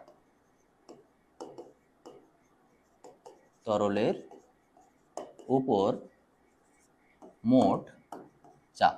এখন আমার তরলের উপর মোট চাপ কি বলতো, তরলের উপর মোট চাপ হচ্ছে পি। পি সমান সমান কি, এখন আমরা এতক্ষণ পর্যন্ত এই ছোট্ট খণ্ডটা নিয়ে কাজ করছি না, তাহলে যখন আমরা মোট চাপ হিসাব করব তখন সেটাকে কি করব, ইন্টিগ্রেশন করব। তাহলে আমরা লিখে দিলাম ইন্টিগ্রেশন। এখন যদি ইন্টিগ্রেট করতে হয়, কাকে ইন্টিগ্রেট করতে হবে বলতো, ইন্টিগ্রেট করতে হবে হচ্ছে এই অংশকে। তাহলে আমি লিখলাম W X B D X, ঠিক আছে। আচ্ছা, এখন দেখো ডাব্লিউ এক্স বিডি এক্স এর ভিতরে, এর ভিতরে সবগুলো আছে ধ্রুবক, পরিবর্তনশীল। এই কি বলে, একটা আছে ধ্রুবক যেটা অপরিবর্তনীয়, বাকি আছে পরিবর্তনশীল। তাহলে ধ্রুবকটা কি ওমেগা। এখন ওমেগা তুমি যেখানে নিয়ে যাও একই তরলের, তোমার ওজন তো বেড়ে যাবে না, তাই না, এর যে একক ওজন সেটা ঠিক থাকবে। তাহলে আমরা এখানে কি লিখতে পারি, এই যে ওমেগাকে বাইরে রাখতে পারি, বাইরে রেখে আমরা বাকি অংশটুকু ইন্টিগ্রেশন করব। তাহলে বাকি অংশ কি থাকলো আমার, এক্স বিডি এক্স, ঠিক আছে। এখন দেখো এই যে এক্স বিডি এক্স না, অর্থাৎ integration f of x b d x, এই f of x b d x অর্থাৎ ইন্টিগ্রেশন এক্স বিডি এক্স সমান সমান কি জানো, এটা হলো সমান সমান হচ্ছে এ এক্স বার, এটা সমান সমান। এখন কেন এক্স বার, এটা হচ্ছে তরলের মুক্ত তল বরাবর তরলের ক্ষেত্রফল। আমরা কি লিখতে পারি, তরলের মুক্ত তল বরাবর তরলের ক্ষেত্রফল। এখন ভালো করে খেয়াল করো, দেখো তো কি এখানে কি আছে, এটা কি তরলের মুক্ত তল না, তো এই বরাবর ক্ষেত্রফলটাকে আমরা কি বলতে পারি এখানে, এ এক্স বার। এখন আমাদের এখানে কি আছে, পি সমান সমান আমার কি আসলো, দেখো দেখি ওমেগা আছে। তাহলে আমরা পি সমান সমান কি লিখলাম, ওমেগা। এখন দেখো ওমেগার পর কি আছে, ইন্টিগ্রেশন এক্স বিডি এক্স, এইটা সমান সমান কি এ এক্স বার, এ এক্স বার। এটা কি আমাদের বলতো, প্রমাণিত, প্রমাণিত, ঠিক আছে। দেখো তোমরা আমার এই বোর্ডে দেখছো, তাহলে এই প্রমাণটা তুমি যদি খাতায় লেখো তোমার কতটুকু হবে বলতো, খুবই ছোট। তাহলে আমি চেষ্টা করছি তোমাদের সব প্রমাণগুলো এইভাবে ছোট করে বুঝিয়ে দেওয়ার জন্য, ঠিক আছে। আচ্ছা, এখন কমেন্ট করে তোমরা যে সাজেশন পাওয়ার পরে আবার কমেন্ট ডিলিট করে ফেলো, এই ধোঁকাবাজিটা আসলে ঠিক না, বুঝছো। এটা কি ধরনের ধোঁকাবাজি ভাই, এগুলো কেন করো? তোমার কমেন্ট নিয়ে কি এখান থেকে কোনো কিছু করা হবে? এটা খুব খারাপ, খুবই খারাপ। আমি ইতিমধ্যে কিন্তু আগের ক্লাসে তোমাদের এই নিয়ে একটা কথা বলছিলাম, হ্যাঁ, কিন্তু ওই যে একটা কথা আছে না, যে আমাদের বাংলা ভাষায় কিন্তু একটু চমৎকার কথা আছে, ছোটবেলায় কথাটা বুঝতাম না। সে কথাটা কি জানো, সেই কথাটা হলো স্বভাব যায় না মোলে। কি বলতো সেই কথাটা, স্বভাব যায় না মোলে। এখন স্বভাব যায় না মোলে মানে ছোটবেলায় তো বুঝতাম না, তার মানে মরিলে, মরলে ডাই, অর্থাৎ কিছু মানুষের যে স্বভাব আছে এই শালা মরলেও যায় না, বুঝতে পারছো। অর্থাৎ এটা খুবই খারাপ, ব্যাড হ্যাবিট। এই কাজগুলো তোমরা কেন করো? তোমরা কমেন্টে পাও, ইনবক্সে তোমাদের সাজেশন চলে যায়, তারপরে আবার সাথে সাথে কমেন্টটা ডিলিট করে ফেলো। ভাই এখনই ধোকাবাজি করছো তো, সাইটে যায়, তারপরে যখন চুরির সুযোগ পাবা তখন তুমি কি করবা, তখন তুমি তো বাংলাদেশের একটা নাম করা চোর হবা, বুঝতে পারছো। এগুলো বন্ধ করো। স্টুডেন্ট হিসাবে তোমাকে সবসময় সৎ থাকতে হবে, বুঝছো। দেখো তুমি যে ধর্মের হও, যে বর্ণের হও বা যে গোত্রের হও, সব ধর্ম তোমাকে সততা শিক্ষা দেয়। কোনো ধর্ম, আমি তো জানি না, আমার জানা নাই যে কোনো ধর্মের বেসিক কাউকে, অনেক মতভেদ থাকতে পারে, বেসিক কাউকে অসৎ হতে বলে বা ধোঁকাবাজি করতে বলে, এটা আমার জানা নাই। তো এই জন্য এই সমস্ত ধোঁকাবাজি বন্ধ করো, ঠিক আছে। ওকে, দেখো এবার আমরা যেই অঙ্ক করলাম না, এখানে কিন্তু আরেকটা প্রমাণ আছে। এই চ্যাপ্টারই আর একটা প্রমাণ আছে, আমি একটা করিয়ে দিলাম, সেই প্রমাণটা তোমরা নিজ দায়িত্বে করে নিবা। তবে হ্যাঁ, যদি এখনো তোমাদের হাইড্রোলিক্স পরীক্ষার বেশ কয়েকদিন সময় আছে, তোমাদের যদি কারো মনে হয় যে আমি প্রপারলি পরীক্ষাটা দেবো, তাহলে কিন্তু আমার হাইড্রোলিক্স সিঙ্গেল কোর্সটা তোমরা এখানে যে হোয়াটসঅ্যাপ নাম্বারটা এখানে কি আছে, আচ্ছা এখানে হোয়াটসঅ্যাপ নাম্বারটা দেওয়া নাই, তো তোমরা আমাদের হোয়াটসঅ্যাপ নাম্বারটা ইতিমধ্যে জানো বা তোমাদের স্ক্রিনেও দেখতে পারবা। এই হোয়াটসঅ্যাপ নাম্বারে কল করে বা SMS দিয়ে বললেই হবে, হাইড্রোলিক্স কোর্সটার কথা তোমাকে দিয়ে দেওয়া হবে, ঠিক আছে, দাম বেশি না। ওকে, তাহলে চলো আমরা পরের ম্যাথে চলে যাই। পরের ম্যাথে কি বলছে আমরা একটু পড়ে নিই। বলছে 3 মিটার ব্যাসের একটি প্লেট পানিতে খাড়াভাবে নিমজ্জিত। তার মানে মনে করো যে এটা হচ্ছে ওয়াটার সারফেস, ঠিক আছে, এটা হচ্ছে ওয়াটার। এখন এখানে কোনো একটা প্লেট আছে যেটা হচ্ছে 3 মিটার, ঠিক আছে, এবং একদম নিচ থেকে এই পর্যন্ত যে দূরত্ব আছে সেটা কত মিটার আমাদের দেওয়া আছে, 4.80 হ্যাঁ, এগুলো পানির চিহ্ন, ঠিক আছে, 4.80 মিটার। ওকে, এটা দেওয়া আছে। তো বলছে 3 মিটার ব্যাসের একটি প্লেট খাড়াভাবে নিমজ্জিত। দেখো 3 মিটার ব্যাসের একটা প্লেট খাড়াভাবে নিমজ্জিত আছে, অর্থাৎ পানির ভিতরে ডুবে আছে, ডুবে সাবমার্জড অবস্থায় আছে। প্লেটটির নিম্ন কিনারার গভীরতা 4.80। এই দেখো তলের অর্থাৎ উপরিতলের সারফেস থেকে একদম নিম্ন পর্যন্ত গভীরতা কত, 4.80। ওকে, এরপর প্লেটের উপর পানির চাপের পরিমাণ, অর্থাৎ এই প্লেটের উপরে পানিতে কি পরিমাণ চাপ দিচ্ছে এটা আমার বের করতে হবে। এরপর প্লেটের চাপ কেন্দ্রের দূরত্ব এবং এই প্লেটের যে চাপ কেন্দ্র আছে সেই দূরত্ব, সেন্ট্রাল দূরত্ব না, কিন্তু কি বের করতে হবে, চাপ কেন্দ্রের দূরত্ব। ওকে, তাহলে সর্বপ্রথম আমাদের কি কি দেওয়া আছে আমরা একটু লিখে ফেলবো। তাহলে আমরা এখান থেকে শুরু করি, ঠিক আছে, যে দেওয়া আছে। এখন আমাদের দেওয়া কি আছে বলতো, ডি দেওয়া আছে না, যে এই যে 3 মিটার ব্যাসের, তাহলে D is equal to 3 metre. দেখো এখন আমরা ম্যাথ করছি, এখন কিন্তু আমাদের দেওয়া নাই, মানে লেখার দরকার নাই যে দেওয়া আছে ব্যাস D is equal to 3 metre, কোনো কিছু দরকার নাই, জাস্ট ডি লিখে দাও। আচ্ছা ডি যদি দেওয়া থাকে এ, তাহলে এ কত বলতো, এ কত, পাই বি স্কোয়ার বাই 4, তাহলে পাই ইন্টু 3 স্কোয়ার বাই 4 আমরা লিখতেই পারি। ওকে, তাহলে এই রেজাল্টটা কত আসবে বলতো, 7.065 বর্গমিটার। ওকে, এই হচ্ছে আমাদের ক্ষেত্রফল দেওয়া আছে। এখন আমাদের কি বের করতে হবে বলতো, মোট চাপ। প্রথমে কি বের করতে হবে, মোট চাপ। মোট চাপ, তো মোট চাপ বের করার জন্য আমাদের কি, মোট চাপের সূত্র আমরা কি জানি, P is equal to omega a x bar. মাত্র আমরা এটা বের করলাম, অর্থাৎ এটা প্রমাণ করলাম। এখন ভালো করে খেয়াল করো, ওমেগা তো আমরা জানি পানির একক ওজন, এক্স বার নাই, তাহলে আমরা এখানে কি করে নেব বলতো, আমরা এক্স বার বের করব। এখন আমাদের বুঝতে হবে যে এক্স বার জিনিসটা কি। এক্স বার হচ্ছে, দেখো আমি যদি একটু কলমটা আলাদা করে তোমাদের দেখাই তাহলে তোমরা বোধহয় ভালো বুঝবা। এক্স বার হচ্ছে এই যে তুমি টপ সারফেস দেখছো না, এই টপ সারফেস থেকে এর সেন্টার পর্যন্ত কি দূরত্ব, এটাকে আমরা বলবো হচ্ছে এক্স বার, বুঝছো, এটাকে আমরা কি বলবো, এক্স বার বলবো। তো যদি এক্স বার বলি তাহলে আমরা এখানে কি লিখতে পারি, একটু ভালো করে খেয়াল করে দেখো তো ভাই, এই টোটাল দূরত্বটা আমার কত আছে, এই যে নিচ পর্যন্ত কত আছে 4.80, তাহলে আমরা লিখতে পারি এখানে 4.80 মাইনাস, কেন মাইনাস বলো তো, এখন এখান থেকে এই পর্যন্ত, এখান থেকে এই পর্যন্ত কত আছে, 3 আছে, তো যাইতে হবে আমার কত, 3 এর অর্ধেক, তাহলে মাইনাস 3/2 সমান সমান কত আসবে বলো তো আমাদের রেজাল্ট, 3.30। এটা হচ্ছে আমাদের এক্স বার। তাহলে এক্স বার যেহেতু আমাদের বের হয়ে গেছে, তাহলে আমরা সূত্রে অ্যাপ্লাই করে দিই। এখন ওমেগা, ওমেগা কত, পানির একক ওজন কত জানো, 1000 কেজি পার ঘনমিটার, প্রত্যেক ঘনমিটারে 1000 কেজি। এখন ভালো করে খেয়াল করো, আমার একক এখানে কত আছে, মিটার আছে, মিটার আছে, তার মানে কি আমরা মিটার স্কেলে করছি না, তাহলে এখানে কত লিখবো আমি, 1000 গুণ আমার এ ক্ষেত্রফল কত দেওয়া আছে, আমরা বের করছি 7.065 ইন্টু এক্স বার আমরা কত বের করছি, 3.30। তাহলে এটা ক্যালকুলেশন করলে আমাদের রেজাল্ট আসবে হচ্ছে 23,314.50 কেজি, ঠিক আছে, এটা হচ্ছে আমাদের একটা অ্যান্সার। কি বলেছে, চাপের পরিমাণ। তাহলে চাপের পরিমাণ বের করে ফেলেছি আমরা। এখন আমাদের এখান থেকে আর একটা মানে টার্মস বের করতে হবে, সেটা কি বলতো, সেটা চাপ কেন্দ্রের দূরত্ব। আচ্ছা, এই অঙ্কটা করে এই অঙ্কটা শেষে আমরা 8:25 বেজে গেছে, 8:30 হচ্ছে নামাজ, আমরা 15 মিনিটের বিরতি যাব। ওকে, তাহলে একটা তাড়াতাড়ি শেষ করে দিই। এবং চাপ কেন্দ্র, তো চাপ কেন্দ্র সূত্রটা কি, এইচ বার সমান সমান IG divided by a x bar plus x bar, এটাই সূত্র।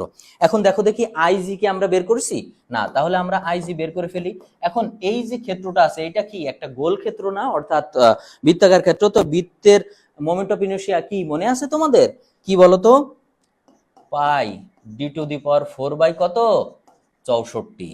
তাহলে এখানে আমার আইজি কত হবে বলো দেখি, আইজি হবে এখন pi d to the power 4 by 64। তাহলে আমরা এখানে লিখতে পারি পাই, এখানে ডি আমার কত আছে বলো তো, এই যে দেখো 3 টু দি পাওয়ার 4 বাই 64। এটা ক্যালকুলেশন করলে আমার হিসাব আসবে হচ্ছে 3.974 মিটার টু দি পাওয়ার 4। কেন মিটার টু দি পাওয়ার 4? কারণ মোমেন্ট অফ ইনার্শিয়ার একক হচ্ছে মিটার টু দি পাওয়ার 4। এটা যদি না বোঝো তাহলে তুমি কি করবা বলো তো, তুমি হচ্ছে স্ট্রাকচারাল মেকানিক্সের ক্লাস করবা। তাহলে এটা আমরা লিখে ফেলি 3.974 ডিভাইডেড আমাদের এর মান কত, এই যে দেখো 7.065 into x bar, x bar কত 3.30 প্লাস 3.30 সমান সমান কত আসবে, সমান সমান আসবে আমার 3.47 মিটার। এখন আমার বলেছে চাপ কেন্দ্রের দূরত্ব। দেখো আমার কিন্তু এখনো অঙ্ক হয়নি, কি বলেছে, আর একটা লাইন আছে, চাপ কেন্দ্রের দূরত্ব। তাহলে চাপ কেন্দ্রের দূরত্ব কি, আমার বেরিয়াস কত 3.47, তার মানে এই পর্যন্ত আছে 3.47। এখন 3.47 তাহলে কোথা থেকে সেটা বাদ যাবে বলতো, এই যে দেখো এই 3.30 থেকে। তাহলে আমরা কি লিখতে পারি বলতো, চাপ কেন্দ্রের দূরত্ব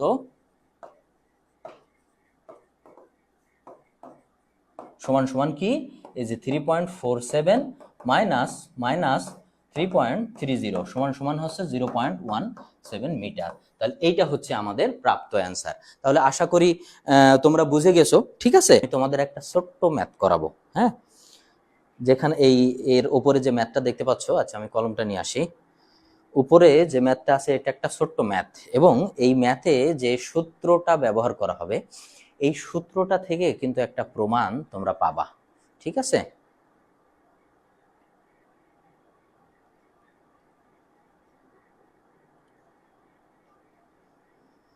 ওকে, তাহলে আমরা শুরু করে দিই, এবং তোমরা যারা যারা আসো তারা ইতিমধ্যে জয়েন হয়ে যাও, ঠিক আছে। ওকে, ভালো করে খেয়াল করো। দেখো গত অঙ্কে আমি একটা কথা সময় স্বল্পতার কারণে বলতে পারিনি, সেটা হচ্ছে যে P is equal to omega a x bar, এই প্রমাণটা করেছি।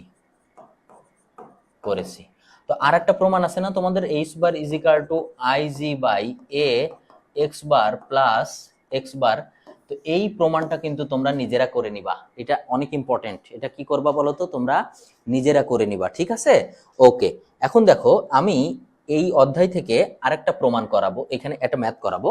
তো এই ম্যাথের যে সূত্রটা, এই সূত্রের আবার প্রমাণ আছে, এই প্রমাণটা তোমরা করে নিও। দেখো সব প্রমাণ আমার পক্ষে করানো সম্ভব না, সব প্রমাণ যদি আমি করাতে যাই তাহলে প্রমাণের জন্য 3টা মেগা ক্লাস লাগবে, তো এটা তো সম্ভব না, ঠিক আছে।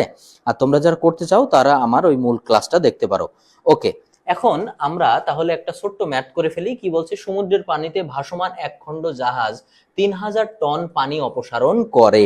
তাহলে সেই জাহাজ কত টন পানি অপসারণ করে, 3000 টন। তাহলে আমাদের ডাব্লিউ ইজ ইকাল টু কত বলতো, 3000, কি এটা কি টন, হ্যাঁ টন। ওকে, এর ডেকের উপর দিয়ে 15 টন ওজনের, তাহলে এই ডেকের 15 টন ওজনের একটি বোঝা আড়াআড়ি ভাবে 10 মিটার দূরে স্থাপন করায় জাহাজটি 2 ডিগ্রি হেলে গেল। অর্থাৎ জাহাজের ওপর থেকে, ডেকের ওপর থেকে এইভাবে বোঝাটা এইভাবে নিয়ে গেল, ঠিক আছে, নিয়ে গেলে 2 ডিগ্রি হেলে গেল। তাহলে আমাদের এখানে এম সমান সমান কত বলতো, 15 টন। এম সমান সমান কত বলতো, 15 টন। ওকে, এরপরে জাহাজটি 10 মিটার দূরে সরে গেল, 10 মিটার। তাহলে এক্স সরণ কত মিটার বলতো, 10 মিটার। ওকে, কত ডিগ্রি হেলে গেল, এটা 2 ডিগ্রি। তাহলে থিটা ইজ ইকাল টু কত, 2 ডিগ্রি, ঠিক আছে। এই হচ্ছে আমাদের দেওয়া আছে। এখন আমাদের কি বলেছে, জাহাজটির মেটাসেন্ট্রিক উচ্চতা নির্ণয় করো। জাহাজের কি নির্ণয় করো, মেটাসেন্ট্রিক উচ্চতা। তো আমরা কি জানি জানো তো, আমরা এখানে লিখতে পারি, হ্যাঁ, আমরা জানি মেটা সেন্ট্রিক উচ্চতা। ঠিক আছে, আমরা জানি মেটাসেন্ট্রিক উচ্চতা জি এম সমান সমান M X divided by W tan theta. দেখো এই যে এটার সূত্রটা তোমরা দেখতে পাচ্ছ না, এটার একটা কি আছে বলো তো, প্রমাণ আছে। এটা কি আছে? প্রমাণ আছে। এবং এই প্রমাণটা কিন্তু তোমরা করে নিবা। এই প্রমাণটা অনেক ইম্পর্টেন্ট, অনেক ইম্পর্টেন্ট। এখন আমি যদি এই প্রমাণটা করতে যাই তাহলে কিন্তু বার্নৌলিন করতে পারবো না। তোমরা জানো যে বার্নৌলিও অনেক ইম্পর্টেন্ট, এরপরে আমরা বার্নৌলিটা করব। ওকে, তাহলে আমরা একটু বসিয়ে ফেলি। আমাদের এম এর মান কত দেওয়া আছে এখানে দেখি আমরা, 15 টন। তাহলে আমরা উপরে লিখলাম 15 ইন্টু আমাদের কত আছে বলো তো, এক্স এর মান, X is equal to 10 metre, 10 metre দিলাম। এখন আমাদের ডাব্লু কত দেওয়া আছে, 3000। ঠিক আছে, ওকে। ট্যান কত আমাদের এখানে, ট্যান থিটা ডি আছে, থিটা কত ডিগ্রি, 2 ডিগ্রি। তাহলে আমরা এখানে লিখবো ট্যান 2 ডিগ্রি সমান সমান কত বলো তো, 1.432 মিটার। তার মানে আমাদের এখানে মেটাসেন্ট্রিক উচ্চতা কত, 1.432 মিটার। ওকে, তাহলে আশা করি তোমরা এই ছোট্ট অঙ্কটা বুঝতে পারছো। এখন ভালো করে আমি কিন্তু আবার বলছি, এই প্রমাণটা আছে, এই প্রমাণটা করবা, ঠিক আছে? তারপরে পরে যখন দেখবা যে আমার সাজেশন অনেক কমন পড়তেছে, তখন কিন্তু আমি তোমাদেরকে বলবো যে এই সাজেশন থেকে আমি এটা করতে বলছিলাম আর আমি এটা করাচ্ছিলাম। আচ্ছা, তাহলে আমি একটু দেখে নিই যে তোমরা ইতিমধ্যে আমাদের সাথে কে কে আসো।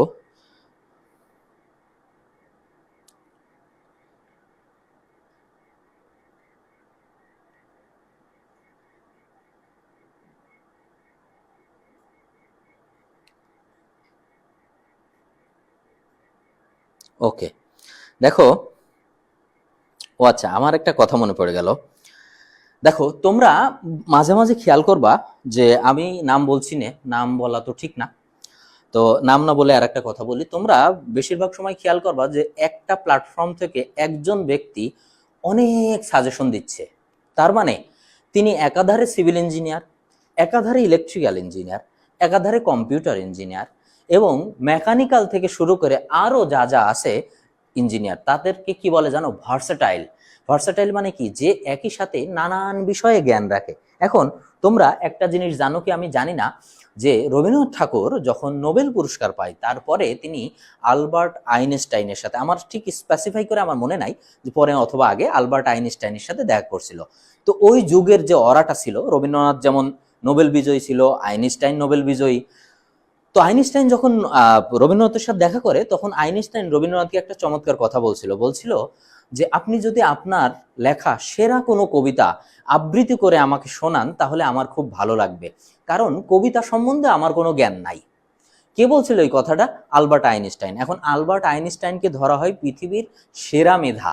এখন আলবার্ট আইনস্টাইন যদি বলে যে কবিতা সম্বন্ধে আমার কোনো জ্ঞান নাই, তাহলে ব্যাপারটা কেমন হয়ে যায় না? তাহলে একবার ভালো করে খেয়াল করে দেখো, তোমার যে ভাইয়ারা অথবা তোমার যে স্যাররা, এই যে নিজে এক ডিপার্টমেন্টে পড়ে বাদ বাকি সব ডিপার্টমেন্টে সাজেশন তোমাকে প্রোভাইড করছে, তাহলে তোমার ওই ভাই বা তোমার ওই স্যার, আমি বলবো সে আলবার্ট আইনস্টাইন হচ্ছে জ্ঞানী। বুঝতে পারছো? এখন আরো বেশি জ্ঞানী কারা জানো? যারা একজন, মনে করো যে আমি সিভিলের টিচার, এখন আমাকে তোমরা দেখছো যে সিভিলের হাইড্রোলিক্স, সিভিল পঞ্চম পর্বের একটা সাবজেক্টের ক্লাস নিয়েছি, পরের দিন মনে করো যে আমি এখানে প্রোগ্রামিং শুরু করে দিলাম। তো তোমরা যারা আমার ক্লাসটা করবা তারা মহা বোকা। ব্যাপারটা বুঝতে পারছো? কারণ প্রোগ্রামের আমি ঘোড়ার ডিমও জানি না, কিচ্ছু জানি না।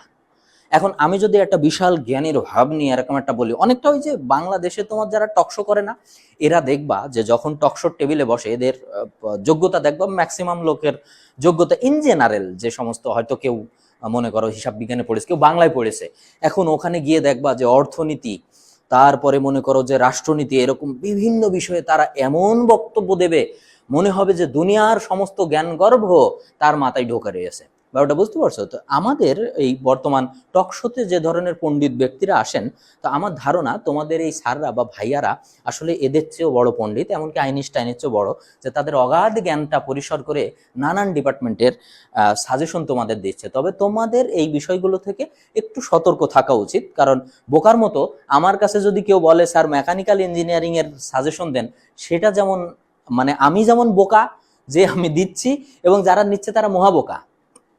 ব্যাপারটা বুঝতে পারছো?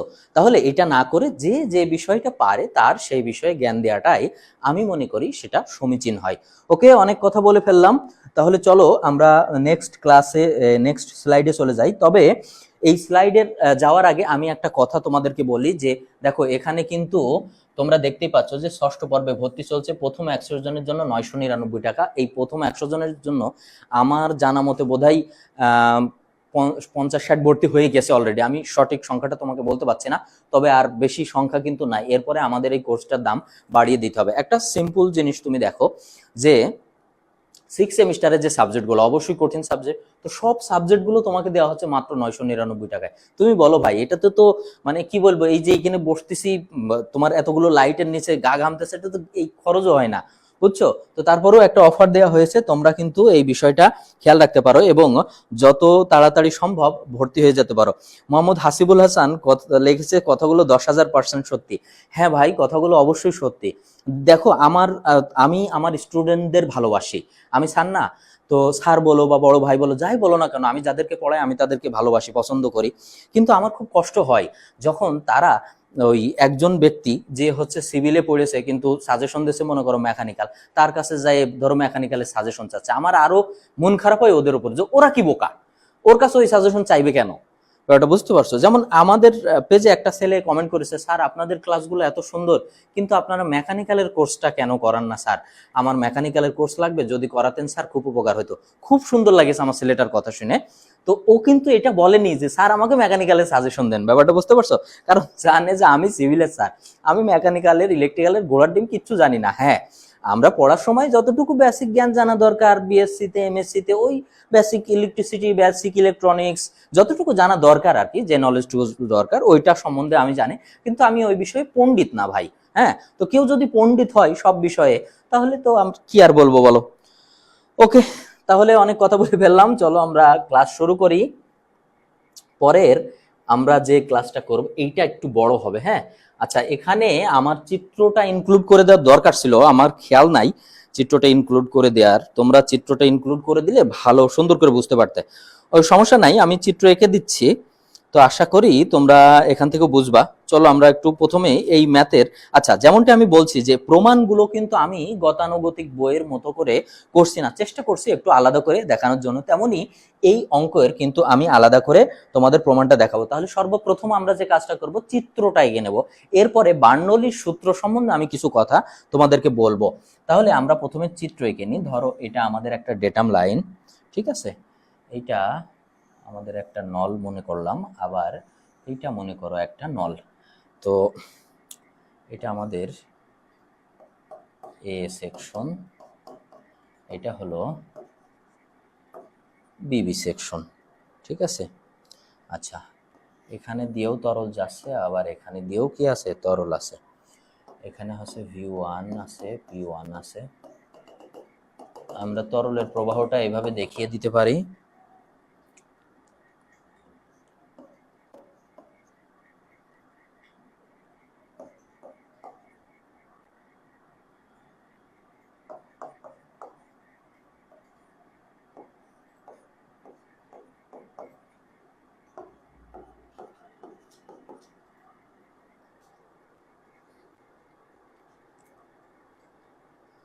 ওকে, দেখো মোটামুটি এটুকু লিখলেই হবে।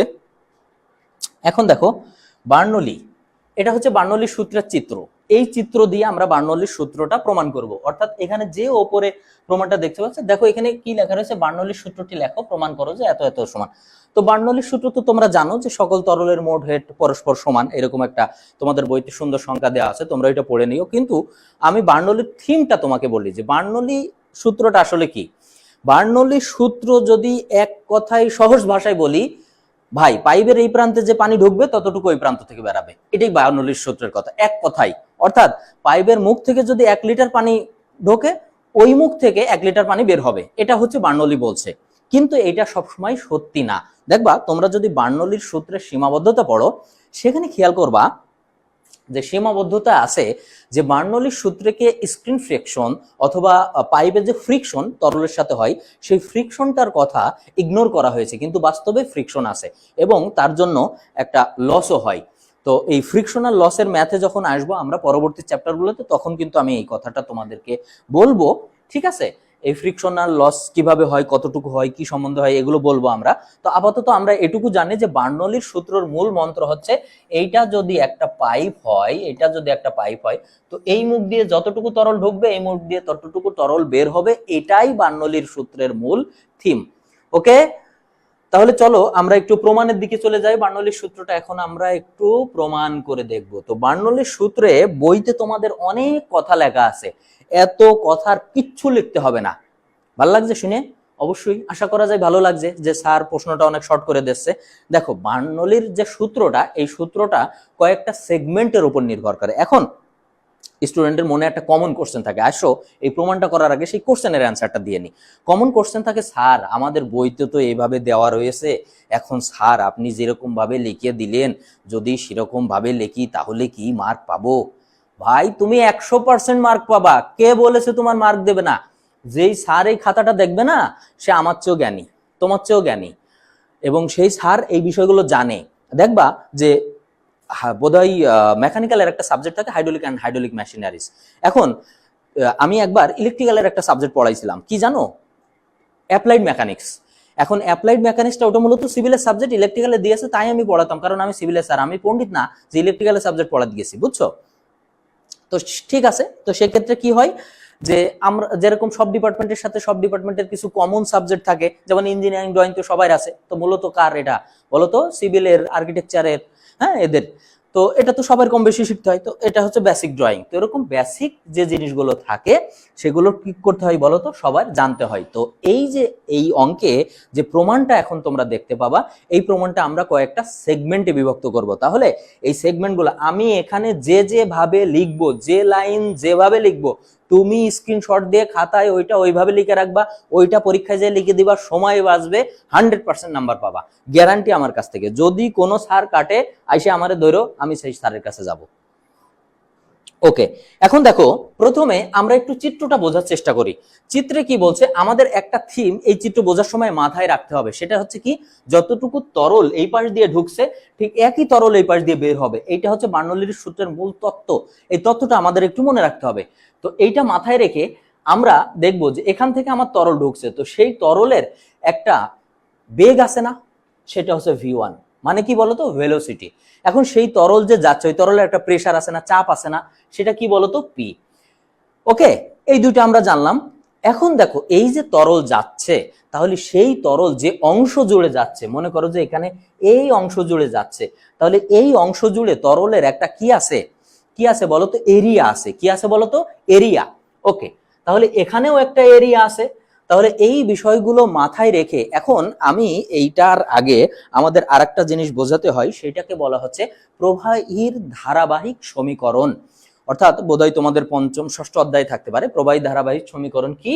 Q is equal two a1 v1 সমান সমান a2 v2, এরকম একটা সূত্র বোধহয় তোমাদের আগের চ্যাপ্টারে আছে। এরকম একটা প্রমাণও থাকতে পারে, এটা আমি তোমাদের করে দিচ্ছি না, কারণ এটা ছাড়া বাকিগুলো বেশি ইম্পর্টেন্ট। তো এটাকে বলে প্রবাহীর ধারাবাহিক সমীকরণ, অর্থাৎ একটা প্রবাহের ভিতরে এক পাশ দিয়ে যতটুকু তরল ঢুকবে ওই পাশ দিয়ে ততটুকু বের হবে। ওকে, তাহলে এখানে এখন দেখো এই অক্ষরগুলোর পরিচয় তোমরা পেয়ে গেছো। এখন আসো এই অক্ষরগুলো, এই যে নিচে যে বরাবর একটা লাইন দেখছো না, এটা হচ্ছে datum line, DATUM, datum line. এখন প্রশ্ন হতে পারে, স্যার ডেটাম লাইন কি? ডেটাম লাইন হচ্ছে একটা নির্দিষ্ট রেখা, যেই রেখার সাপেক্ষে আমরা আরেকজন উঁচু না আরেকজন খাটো না আরেকজন ছোট সেটা কি করব বলতো? নির্ণয় করব।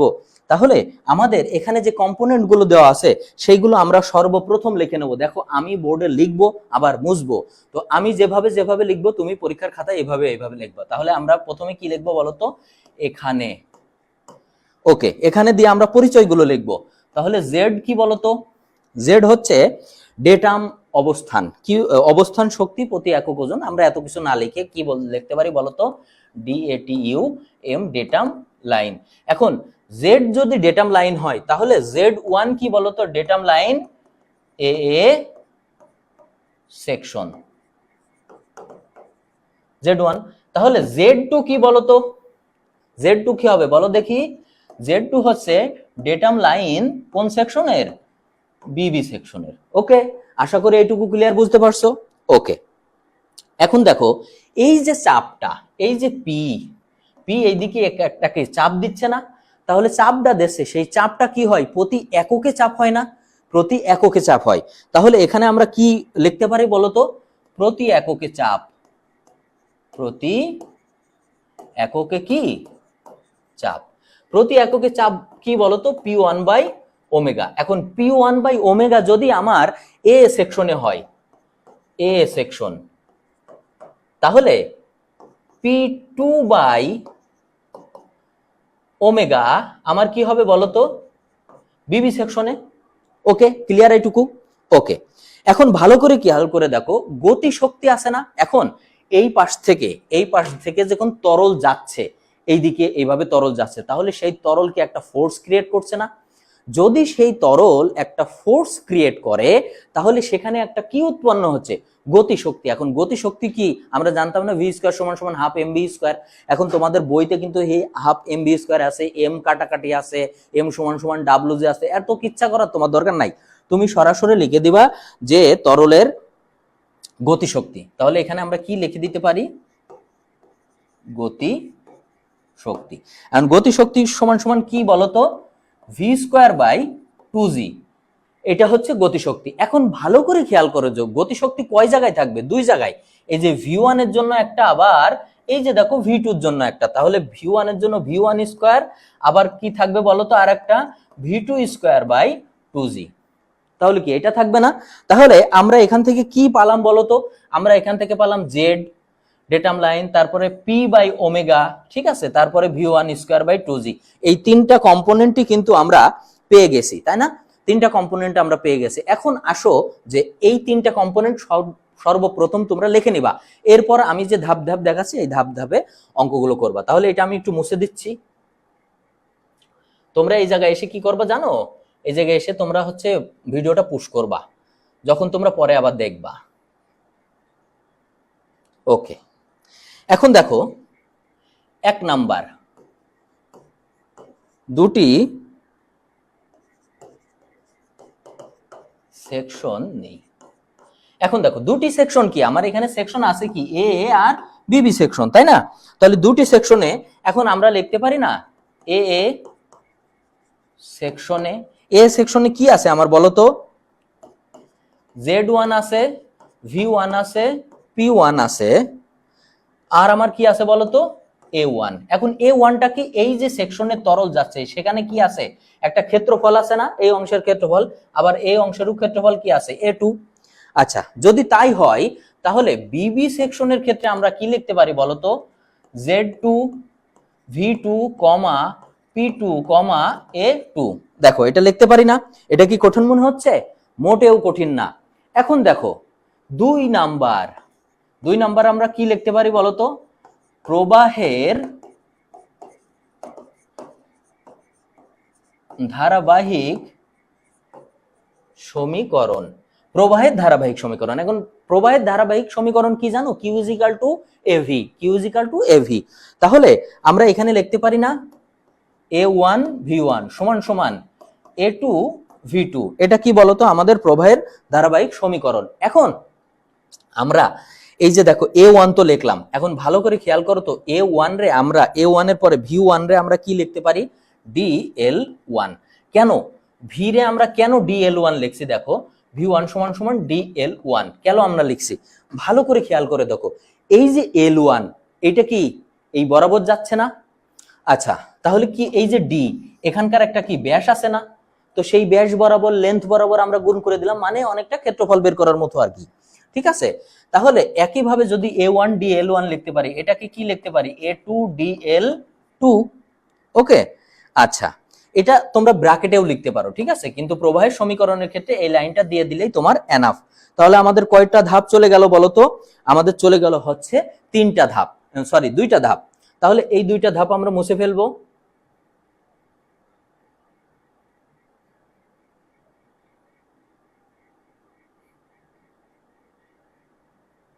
দেখো আমি এখন তোমাদের এইটা শেষ করিয়ে তারপর তোমাদের কমেন্টগুলো নেব, যারা যারা বুঝতে পারোনি বা কোনটা বুঝছো না তুমি বলে রাখবা, আমি সেটা কমেন্টের পরে তোমাদের আবার বুঝিয়ে দেবো। তাহলে 3 নাম্বার সেকশন হচ্ছে চাপ দ্বারা কাজ। 3 নাম্বার সেকশন কি বলতো? চাপ দ্বারা কাজ। এখন চাপ দ্বারা কাজটা কি? দেখো এইদিকে এই পানিটা একটা প্রেসার দিচ্ছে না ওইদিকে, আবার ওইদিকে বের হওয়ার সময়ও প্রেসার হচ্ছে। তাহলে চাপ দ্বারা কাজ যে প্রতি একক ওজনের চাপ আমরা কি বের করছিলাম বলতো? পি বাই ওমেগা না? এখন পি বাই ওমেগার ক্ষেত্রে P1 বাই ওমেগা মাইনাস কি হয় বলতো? P2 by omega. এখন তোমাদের প্রশ্ন হইতে পারে, স্যার এখানে মাইনাস কেন হলো? এখানে মাইনাস কেন হলো? এখানে তো প্লাস হওয়ার দরকার ছিল, কিন্তু মাইনাস কেন হলো? হ্যাঁ, এটা একটা দারুণ কোশ্চেন। মাইনাস হচ্ছে P1 বাই ওমেগা কোন অংশের? এই যে দেখো এ সেকশনের হচ্ছে P1 বাই ওমেগা। এখন বিবি সেকশনে যখন পানি বের হয়ে যাচ্ছে তখন ওখান থেকে সেই পাইপ একটা উল্টো ফোর্স প্রয়োগ করছে। কি প্রয়োগ করছে? উল্টো। এই জন্য সেটা হবে মাইনাস P2 বাই ওমেগা। এই জন্য আমরা এখানে কি লাগালাম বলতো? মাইনাস দিলাম। ঠিক আছে, আশা করি তোমরা বুঝতে পারছো। এখন দেখো অবস্থান শক্তির পার্থক্য। অবস্থান শক্তির পার্থক্যটা কি? অবস্থান শক্তির পার্থক্য হচ্ছে এই যে দেখো পানি যখন এখান থেকে এই সেকশনে যাচ্ছে তখন সে অবস্থান পরিবর্তন করছে, এই অবস্থান শক্তির পার্থক্য। আমরা এখানে লিখতে পারি 4 নাম্বার অবস্থান শক্তির পার্থক্য। সেটা কি লিখতে পারি বলতো?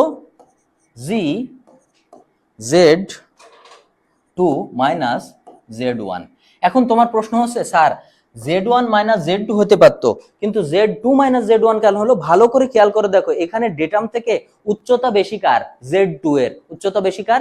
Z2 এর। এই অর্থাৎ Z2 পাইপটা ওই পাশে কি আছে? উপরে অবস্থায় আছে। তার মানে পাইপটা এইভাবে সেট করা, এই পাশ নিচু ওই পাশ উঁচু। ওকে, এই জন্য আমরা লিখলাম হচ্ছে অবস্থান শক্তির পার্থক্য জেড। ওকে, এইবার দেখো আমরা মূল সমীকরণ পেয়ে যাব। এন্ড 5 নম্বরে আমাদের কি আছে বলতো? গতি শক্তির পার্থক্য। কি আছে? গতি শক্তির পার্থক্য। এখন গতি শক্তির পার্থক্যের সময় এখানে পাইপের ব্যাসটা বড়, যদি একই ভেলোসিটি ক্রিয়েট করা হয়, যেখানে ব্যাস বেশি হয় সেখানে গতি কম থাকে, আর যেখানে ব্যাস ছোট হয় সেখানে গতি কি থাকে? বেশি থাকে। তুমি একটা সিম্পল জিনিস চিন্তা করো, মনে করো এরকম ব্যাসের একটা পাইপ, যে আমার আঙ্গুলের এখানে দেওয়া আছে, তো এই ব্যাসের একটা পাইপের ভিতর দিয়ে আমি পানি দিলাম, বের করলাম সূচের মতো একটা নজেল দিয়ে, তাহলে সেখানে কি ভেলোসিটি বা বেগ অনেক বেশি থাকবে না? আচ্ছা, তাহলে এখানে আমরা কি লিখবো বলতো? এখানে লিখবো যে গতি শক্তির পার্থক্য V2 square by 2G minus V1 square by 2G। ঠিক আছে, এটা লিখবো। এখন দেখো আমাদের সব সমীকরণের কাজ আমাদের কি হয়ে গিয়েছে? শেষ হয়ে গিয়েছে। সব সমীকরণের কাজ আমাদের শেষ হয়ে গিয়েছে। এখন আমরা মূল সমীকরণটা, এই সমীকরণগুলো এক জায়গায় করব, করে কি করব বলতো? প্রমাণ করব। তাহলে আমি এই অংশটুকু মুছে দিচ্ছি। এই যে দেখো এই অংশটুকু আমরা কি করছি? মুছে দিলাম। এখন দেখো আমরা কি লিখতে পারি বলতো? এখন আমরা এই যে যে বার্নৌলির সূত্র, আমরা সেই সূত্রে কি জানি? ডেটাম লাইন, মোট চাপ, তারপরে হচ্ছে এখানে বেগ সমান সমান কত? 80। তার মানে এই মাথা থেকে যতটুকু তরল যাবে ওই মাথায় ততটুকু তরল শূন্য হবে। এখন বার্নৌলির সূত্রের প্রথমে আমরা কি জানি জানো? যে কোনো তরল প্রবাহের সময় একটি ধারা রেখা বরাবর যেই দুই বিন্দুর জন্য তরলের স্থিতি শক্তি, গতি শক্তি প্লাস চাপ শক্তি সমান সমান কি বলতো? ধ্রুবক। তাহলে আমরা লিখতে পারি না সূত্র মতে স্থিতি শক্তি প্লাস চাপ শক্তি প্লাস গতি শক্তি সমান সমান কি বলতো? ধ্রুবক। ওকে, তাহলে এখানে যদি আমরা বসাই যে প্রথমে হচ্ছে শক্তির পার্থক্য, তাহলে আমরা এখানে কি বসাতে পারি? জি Z2 মাইনাস Z1। ঠিক আছে, এখন দেখো এখানে কি আছে? প্লাস। এখন প্লাস আমাদের কি আছে বলতো? চাপ দ্বারা চাপ শক্তি। আচ্ছা, তাহলে কি হবে বলতো? P1 by omega minus P2 by omega. Okay, এবার গতি শক্তির ক্ষেত্রে কি? Plus V2 square by 2G minus V1 square by 2G সমান সমান কত বলতো? জিরো, সমান সমান কি জিরো। এখন যদি এই সব সমান সমান জিরো হয়, এখন ভালো করে খেয়াল করো তো, এই জি এই পাশে গুণ অবস্থায় আছে, এই পাশে নিয়ে গেলে জিরো ডিভাইডেড বাই সামথিং কি হয়, জিরো হয়।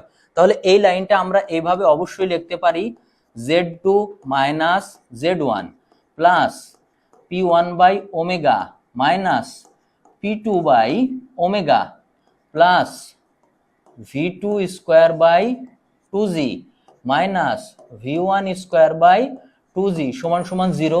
অবশ্যই আমরা এটা লিখতে পারি, যদি একটা লিখতে পারি। এখন আমাদের কাজ হচ্ছে ওয়ান গুলো এক সাইডে রাখবো। তাহলে ওয়ান গুলো এক সাইডে রাখলে এখানে কি আছে, মাইনাস z1।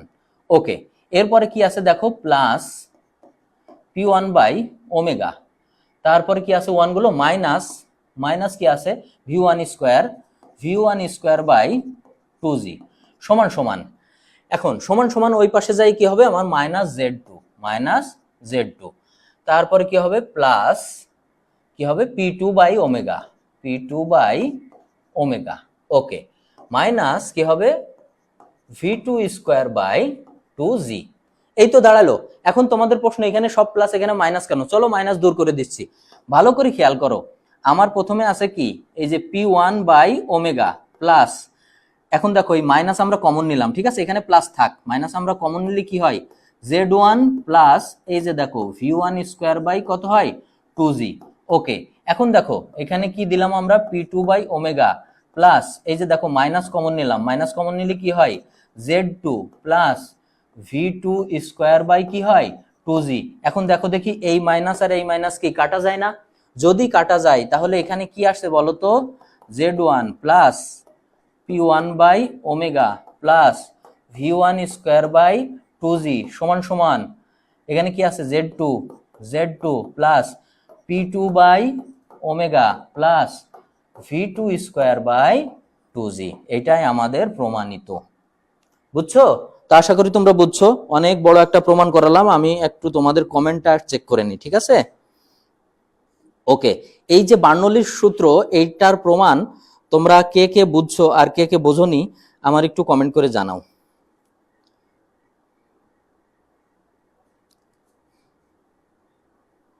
আচ্ছা, একজন মুনতাসির জুবায়ের, তুমি বলছো যে স্যার পরের ক্লাস কবে? পরের ক্লাস কবে হবে সেটা পেজে জানিয়ে দেওয়া হবে শীঘ্রই। ওকে, আচ্ছা,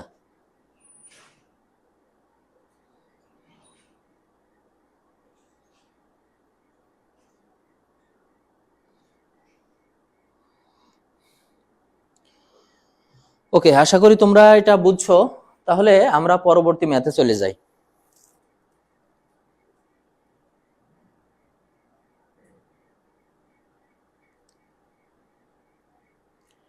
দেখো পরবর্তী ম্যাথ কি আছে, সংকোচন সহগ সিসি ইজিক্যাল টু বেগের সহগ সিভি এবং নির্গমন সহগ সিডি, এদের মধ্যে সম্পর্ক দেখাও।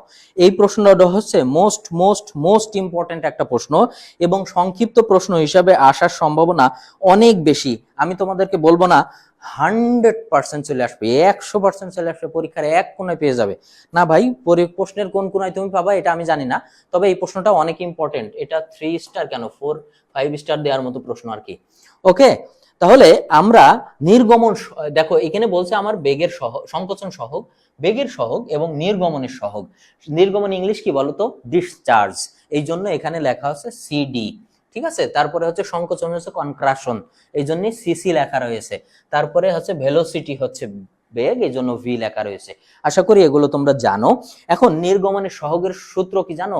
নির্গমনের সহগ হচ্ছে যে প্রকৃত নির্গমনকে তাত্ত্বিক নির্গমন দিয়ে ভাগ করলে নির্গমন সহগ পাওয়া যায়। তাহলে আমরা এখানে লিখতে পারি না যে সংজ্ঞানুসারে কি বলতো, সংজ্ঞানুসারে সিডি ইজিক্যাল টু প্রকৃত নির্গমন,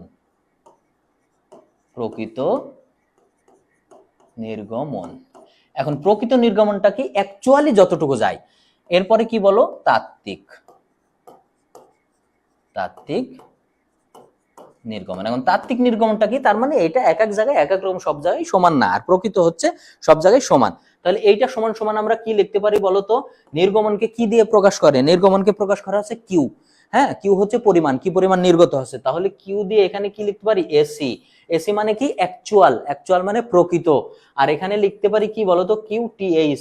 টিএইচ কি, থিওরিটিক্যাল। থিওরিটিক্যাল মানে কি, তাত্ত্বিক। ওকে, তাহলে এই যে নির্গমন, এখন নির্গমনের একটা সূত্র আছে। প্রকৃত নির্গমন কখন হয়, একটা পাইপ দিয়ে নির্গমন কখন হয় বলতো, তার প্রকৃত ক্ষেত্রফল হয় এবং প্রকৃত বেগ হয়। দেখো একটা উদাহরণ দিই, এই মনে করো একটা পাইপ, তো এই পাইপ দিয়ে নির্গমন আমরা কিভাবে হিসাব করব, যে তরল যাচ্ছে তার একটা ভেলোসিটি থাকবে আর এই জায়গার একটা এরিয়া থাকবে, তাই না? কি থাকবে বলতো, ভেলোসিটি আর এরিয়া। তাহলে যদি তাই থাকে, ভেলোসিটি আর এরিয়া থাকে, দেখো তো এখানে আমরা এই কথাটা লিখতে পারি কি, তাহলে প্রকৃত বেগ গুণ প্রকৃত ক্ষেত্রফল সমান সমান তাত্ত্বিক বেগ গুণ তাত্ত্বিক ক্ষেত্রফল। ঠিক আছে, প্রকৃত বেগ গুণ প্রকৃত ক্ষেত্রফল, তাত্ত্বিক বেগ গুণ তাত্ত্বিক ক্ষেত্রফল। এখন দেখো দেখি, প্রকৃত বেগ আর তাত্ত্বিক বেগ আমরা এক পাশে আনতে পারি আর ক্ষেত্রফলকেও এক পাশে নিয়ে যেতে পারি। তাহলে এটা সমান সমান আমরা কিন্তু আরেকটা কথা লিখতে পারি। হ্যাঁ, এটা সমান সমান আরেকটা কথা আমরা লিখতে পারি যে ভিএসি, এটা হচ্ছে প্রকৃত বেগ ইনটু আমাদের এখানে কি বলছে, ক্ষেত্রফল। ক্ষেত্রফল কি বলতো, এ, তারপর ছোট করে লিখতে পারি আমরা এসি। একইভাবে VTH into V A sorry এ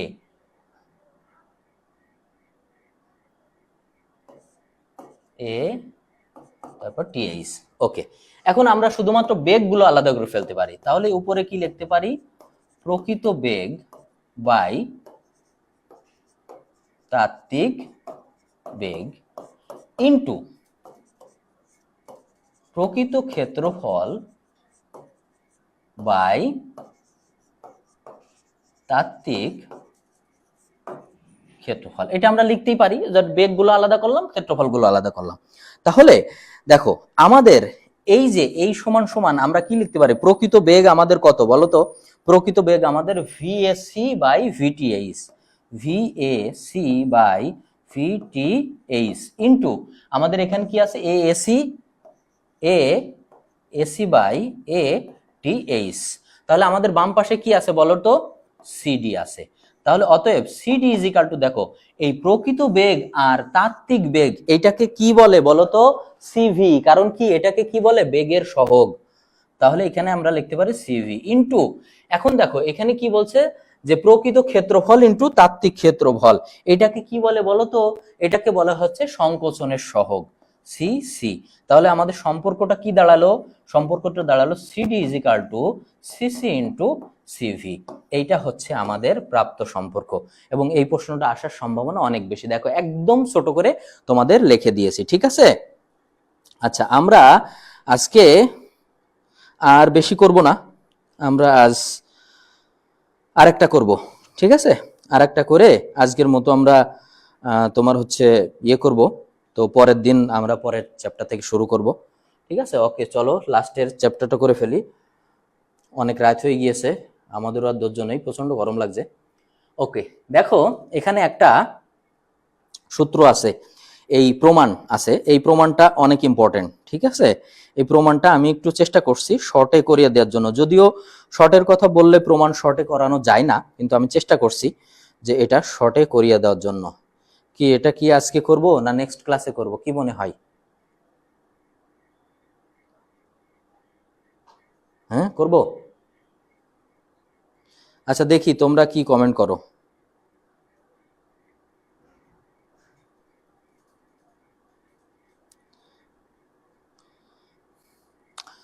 না, আমার মনে হয় যে আজকে ক্লাসটা অনেকক্ষণ হয়েছে, নেক্সট ক্লাসে করা যায় নাকি?